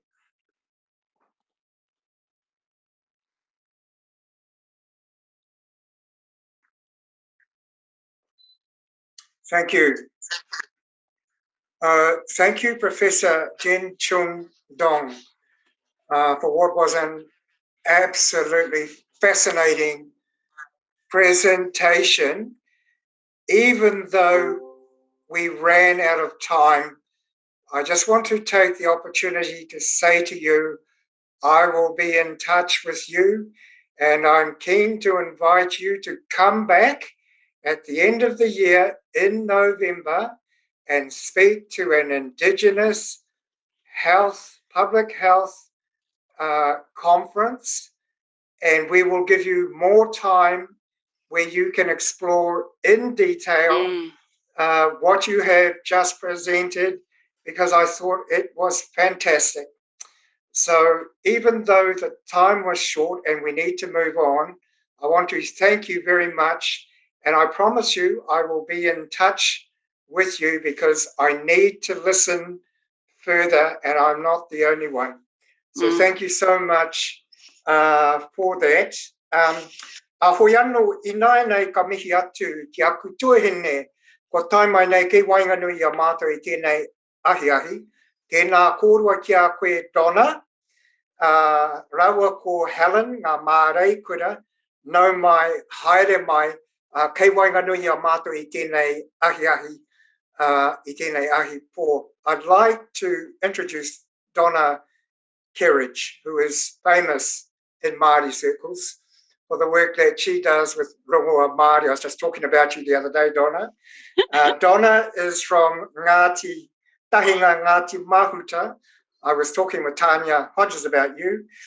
She is a rongoa Māori practitioner with extensive experience in this area. And I'd also like to welcome my whanaunga, my relation, Dr. Helen Wihongi, who is from Ngāti Pro, Ngāpuhi, Ngāti Hene, and there's another one somewhere, Te Whanua Apanui. And my friend Helen is the director of Māori Health Research at Waitemata District Health Board. Our presenters are going to discuss Rongoa Māori health practice and research. Kaya kōrua te rākau, tēnā kōrua. Tēnei te mihi ki e koutou katoa e rangatira mā, ko Grant, Professor Dong, Lee Feng, Maggie Ma, and all the other experts attending this hui. E te kākarakia, kaumātua Fraser Toi, tēnā koe e tūhono nei I rangi ki te whenua. E mihi ana ki te iwi kāinga ko Ngāti Whātua me ona hapu. In this short greeting, I have acknowledged the mana of the experts in the room, said thank you to kaumātua Fraser Toi for blessing our hui, and recognise the mana of the local tribal authority, Ngāti Whātua. It's actually my privilege to formally introduce Mare Kura Donna Kerridge. Just before the start, I would like to mention the work of Jonathan Koia, a surgeon at Waitemata District Health Board, and Dr. Glenys Mark, a rongoa practitioner, who in 2017 began a journey to investigate how feasible it would be to integrate rongoa Māori and clinical care in hospital settings. I'm waiting to get a full report back from Jonathan about these studies, because I think there were about 3 that they did. Also, I wanted to mention that Te Reo Māori is considered a rongoa, depending on how it's used, of course, but in this sense, Dame Rangi Māori Anota Glavish and her team use this when working with whānau, such as when greeting people who come in, doing karakia or blessings, hemene or hymns, waiatawa songs. Outside of this, there are many other examples of the use of rongoa Māori, which brings me to Donna, who is quite spectacular, really. Like Grant, I've heard about her and I've read about her, and I've seen her stuff on the web. She's the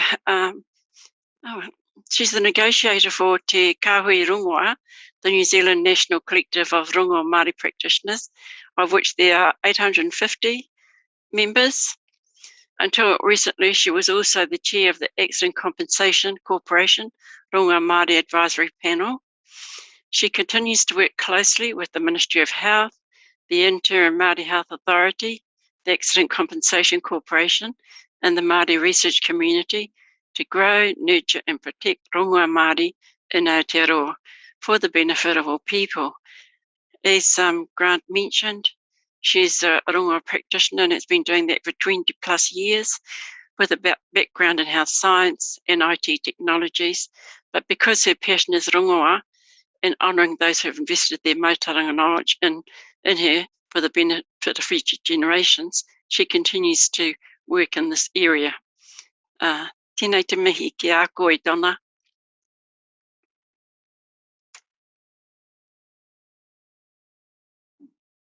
Kia ora, Helen. Tēnā koutou katoa.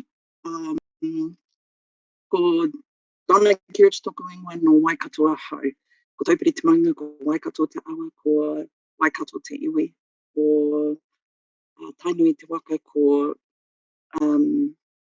makatu ki kawhia me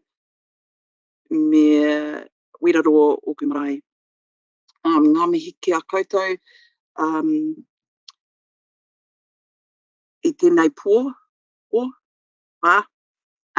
Kia ora everybody, my name's Donna, and thank you very much for that beautiful introduction, Helen and Grant. There's a long way to fall when people give you introductions like that, so I don't know whether I'm blessed or not. I'd also like to acknowledge Matua Fraser for his beautiful blessing of our proceedings today. So, and to Lai Feng and to Maggie, thank you for your support in making this happen today.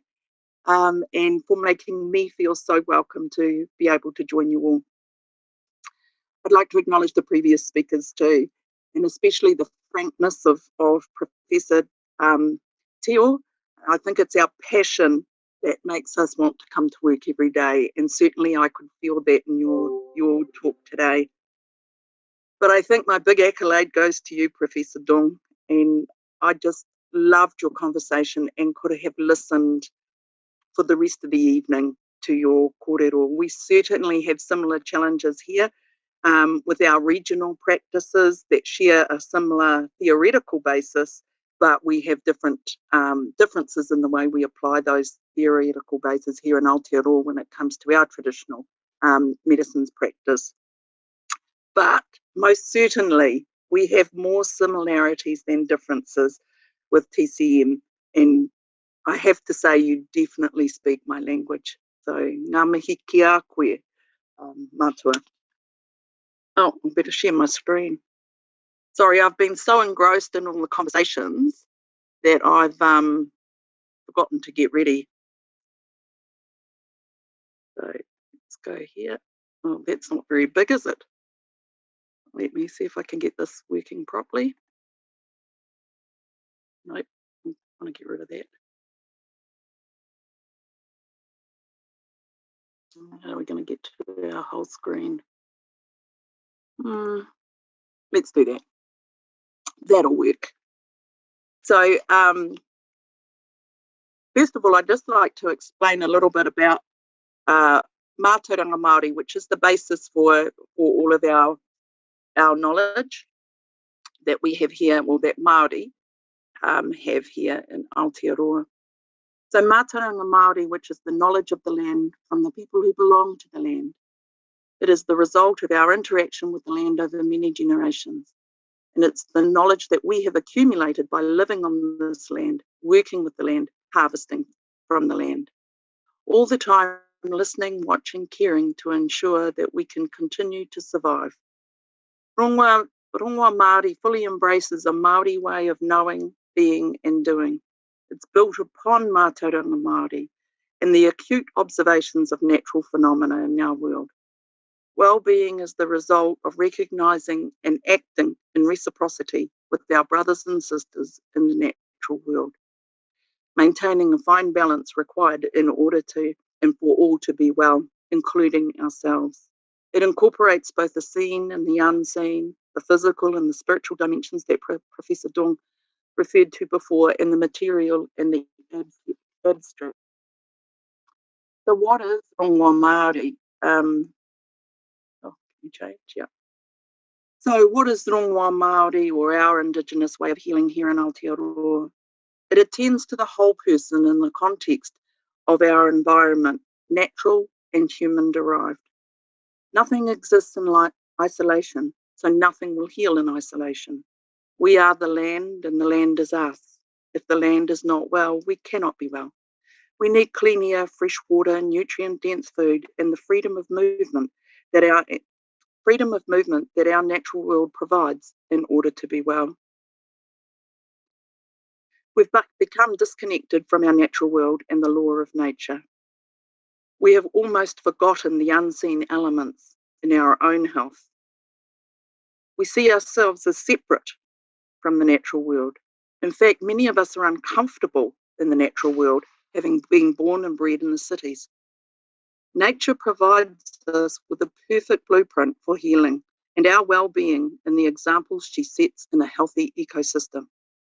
Indigenous healing practices leverage these examples in our way, or in their many healing practices.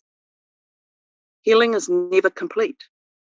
Our well-being is contingent on maintaining balance within an ever-changing landscape. This is the gift of life that comes from working together with our brothers and sisters in the natural world to ensure that there is enough for everyone to be well. Humankind is entitled to sufficient of the world's resources in order to be well, no more, no less. We push the boundaries and we become unwell. To deprive our brothers and sisters of a healthy existence is to deprive ourselves. These are the fundamental rules of Rongoa Māori. And for me, collaboration is key. Collaboration with our natural world, with other Indigenous peoples, and new technologies that are available to us today. But I would suggest that science is not the only lens with which to view the world, nor is it a standard by which all other ways of knowing should be judged. It is one, and it is a valuable one. The world and our people are richer for choice. There are few people alive who will not be grateful for the advances of modern medicine. At some point in our lives, myself included, where our Indigenous healing practices even exist today is but for one reason, and that is because it works. It is about collaboration rather than integration. I feel that when we focus on integration, it requires the parties that are integrating to leave something at the door so that we can work with a common theme.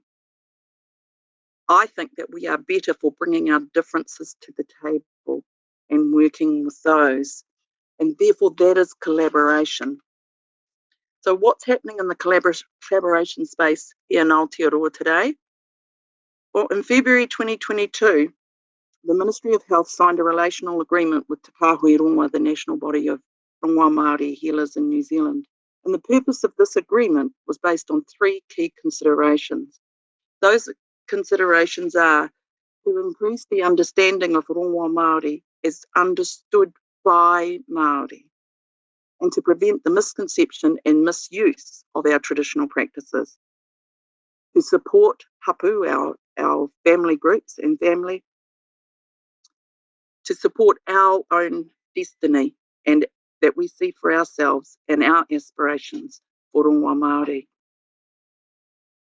It is also important that we increase access to the positive impacts of Rongoa Māori and ngā taonga tuku iho on outcomes for Māori. Another thing that's happening in the collaboration space is our Accident Compensation Corporation now offer fully funded Rongoa Māori services, and early signs are that this is delivering real cost benefits in terms of supporting people back to work in comparable timeframes to other methods. In the last 12 months, the Ministry of Health has significantly increased the value of funded Rongoa services in the regions, and I know this increase is minuscule compared to those in China, but to us it feels significant. The Pai Ora Bill that was referred to by Mr. Chi earlier, well, it has passed its second reading in Parliament, and it recognises Māori forms of healing and the unique role that Māori have in helping to achieve health equity for all people here in Aotearoa. We also, our emergency departments and our hospitals here in Aotearoa have also developed the American strategy, which is designed and they are actively working towards implementing practical ways to deliver health equity, including with Rongoa Māori. I met with Corrections New Zealand a couple of weeks ago, who are now also investigating new opportunities to deliver more culturally appropriate health services to those in their care. Moving forward, and I will speed this up to get us some time back, moving forward, I think what we need is political leadership through legislation and policy that recognises and protects Indigenous ways of healing. It's great to be working with the New Zealand Therapeutics team to ensure that the replacement for the existing Medicines Act recognises and protects the practice of Rongoa Māori. We also need to research and test different ways of collaborating across different ways of knowing, doing and being in this world. And as Helen mentioned earlier, I'd like to acknowledge the work that the Waitemata DHB are doing with Te Kahui Rongoa on the Te Mata Haurua project, which is charting a course of Rongoa in medical collaboration. That's with Dr. Glenys Mark and Jonathan Queer that Helen graciously acknowledged earlier. I think that it's also important that we invest in relationships across different healing paradigms in order to enrich our own.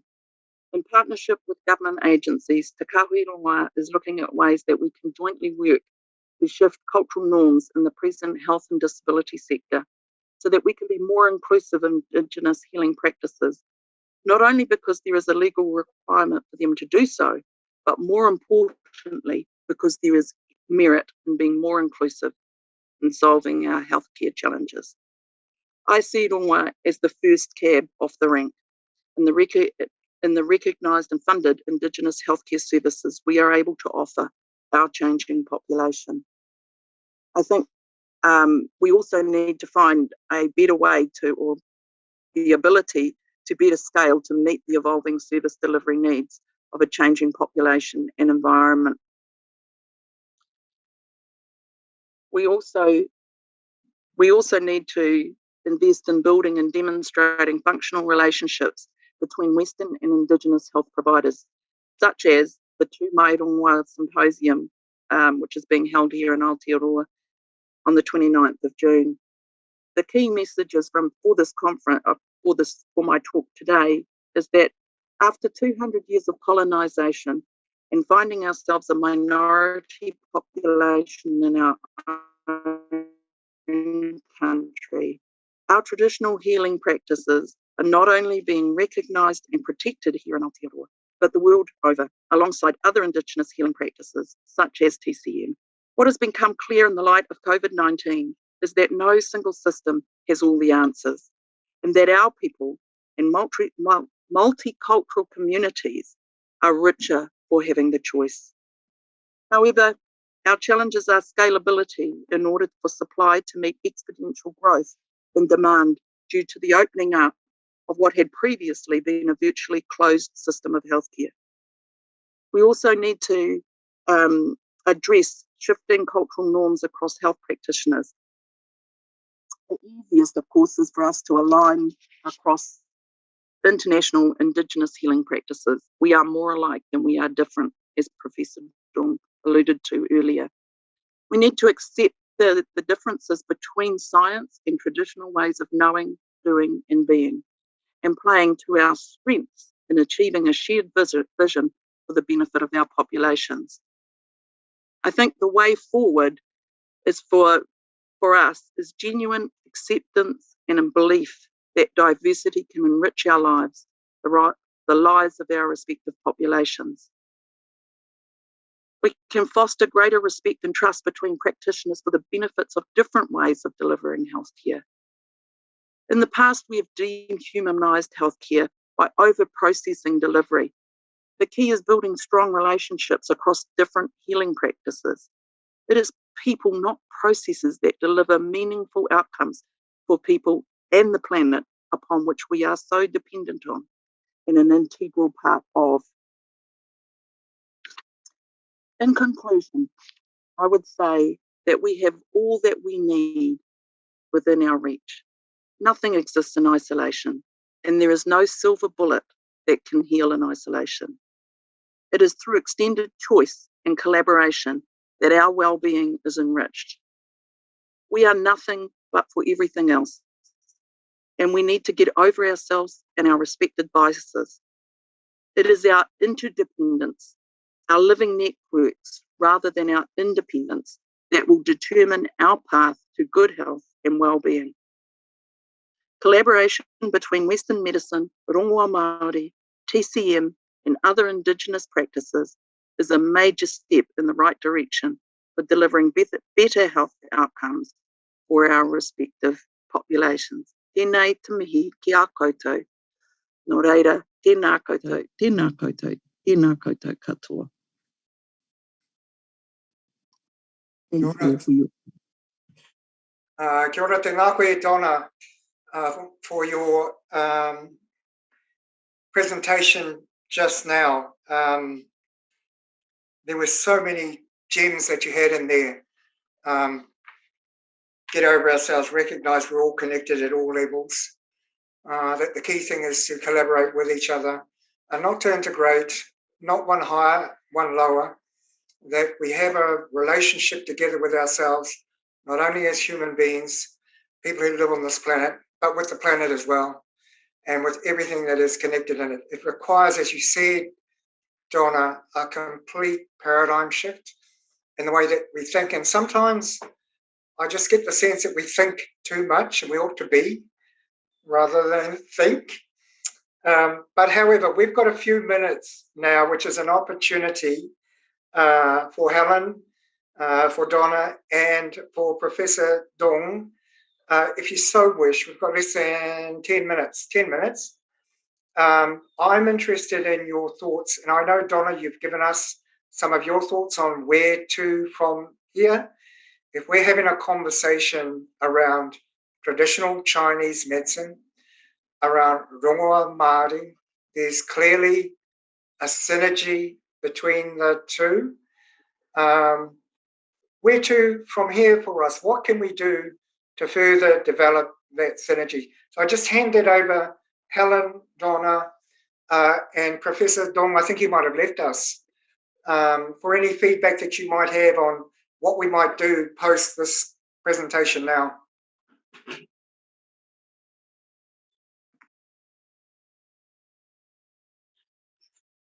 I'll just start, I guess, and then Donna, you might want to join in. Please feel free to ask any questions.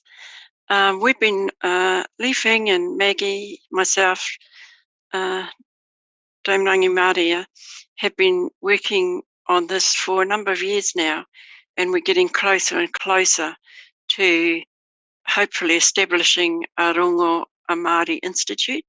However, that requires a whole lot of work in terms of building a business case and getting the funding. But based on what Donna has talked about and also what she's doing, it might already exist. We just need to somehow bring it, forward and more visible. What do you think, Donna? Yeah, one of the to sing of its own sweetness. We're quietly working behind the scenes, trying to influence some of the policy, and building relationships with people within government in order to help move from one to its rightful place. I think that has paid off over the last 10 to 15 years. We've forged some really strong relationships. We now understand both the Crown, different healing systems, and how we might work together to bring even better outcomes for our people here. So it is time for us to start to raise our head and to step into the space of more public support for those who are looking to scale up Rongoa services, who are looking to interact and to understand more about Rongoa Māori. I think part of that issue has been, for so long, Rongoa Māori has been limited to delivery to our own people. And now with the government contracts, with the advent of the Māori Health Authority and the changes in the current health system, that demand has increased exponentially. And we have some real challenges, and that's where I think working with the lessons learned by our counterparts in traditional Chinese medicine will hugely advance our thinking around how we might do that, how we might scale. There is a lot of work going on in the background, but as excited as we get, I try really hard to talk about what we've achieved rather than what we're going to achieve. So, and that has come at its price, of course, because then people don't even know that we're working away. I've got another question I was wanting to ask you, Donna. What does Rongoa Māori look like in practice? Oh, I'm so glad you asked. Thanks. So I guess this is an example that I use with ACC. So, you know, we may have a family member who is currently on compensation for an injury at work, and you know, they may have rolled their ankle or something like that, normally 6 weeks to recovery through current treatments, but after 9 months is still not recovered. That person is now able to access Rongoa Māori, and a typical consultation for somebody like that might go, so how did you hurt your ankle? And they might go, well, actually, I did it falling down my back step, but I can't tell accident compensation that, because then there is no compensation. So, oh, well, okay, well, first things first, let's get that step. Let's get the local high school in to fix that step so that our young people can earn NCEA credits, get it fixed. And now tell me what really pains you about your injury. Because unless we deal to the dignity and the mana, the self-esteem of people, they cannot heal. So you tell me what pains you about being on this welfare system. Well, first of all, Fire, the problem is I couldn't put food on my table before. Now I'm on 80% of my pay. I can't do that. And my wife has had to take a second job. Oh, well, that's fine. Let's go down to the local food bank and get some meals for your whānau. And don't be embarrassed. Don't be shy. Because when you're better, you can go and volunteer down there and help others in need. So let's go and arrange that so you don't have to worry about food on your table. Now let's look at what else is bothering you. Well, I can't do my jobs around the house. I can't support my wife. I'm not mobile. I can't bath the children. I can't feed the children. And that's really hard for me to accept as the breadwinner of the house, as a man of the house. Well, do you have any nieces or nephews who could come in and feed the children and bath them and get them ready for bed in the evening? You're a professional driver. Perhaps afterwards you could offer them some free driving lessons. And we deal with it that way. The person, the mana and the mauri, the life force, the energy, the self-respect of our people starts to lift when we deal to the things that really pain them. And it's not until we have done that we look to, now let me have a look at your ankle and see what we can do. Wow, kia ora. Because until our life essence, our chi, is intact, there is no healing to be had. And so that is a typical way we would approach with a rongoa, engage a rongoa approach to a situation like that. And Kia that's ora. why our differences add value. Kia ora, Donna. Can we hand this back to you, Grant? Because I think we're meant to be finishing at 5:30. Is that right, Li Feng? Hi. Yes, you're correct. It is right. Hey, Helen, perfect timing. So look, it just simply behoves me. I want to thank all of our speakers. We had Professor Jen Chung Don, we had Donna, we've got Helen, and I just want to thank you all. Nigel Chi, of course. I want to thank Li Feng and Maggie for the stuff behind the scenes, our panelists and our attendees for your attendance and participation today. And I'm going to hand back over to Maggie and Li Feng for the conclusion. And the timing's not bad, Maggie. It's 5:38. Great timing. Thank you, Grant. You have done a wonderful job. I really enjoyed all the presentations, Professor Dong and, Donna and Nigel and Helen, that's all wonderful. And I think it is a rare opportunity, for us to learn from each other. And I really like the idea, to invite Professor Dong again, say to this November's PHA conference. Brilliant idea. Let's do that, Grant. So I think Comma to freedom might be a way. So can I just invite my friend Grant to close today's forum, please, and then we start tomorrow. Yes, I can. I can close. Aku anō tūtahi, me mihi atu kia koutou ngā kai kōrero tirangi, mō koutou kōrero kia mātou ngā tangata ko tai mai nei, hei tautoko he whakanui, te kaupapa mui a tātou, tēnā koutou kia koutou. No reira, tēnei te karakia hei haka matunga tēnei wahanga i tēnei wā. Hiki tia te rongo mai whiti o tēnei kaupapa. Tukua kia ea, tukua kia oi. Ko rangi nui ki runga, ko papa tūnuku ki raro. Turu whakamaua kia tīna, haumi e, hui e, tāu ki e. Thank you everyone. Po Māori e. Thanks so much. Thanks so much, Grant. Thanks all the speakers. Thank you. Yeah, panelists and attendees. Thank you. See you tomorrow. See you tomorrow. See you tomorrow, Maggie. Thank you. Thank you, Li Feng.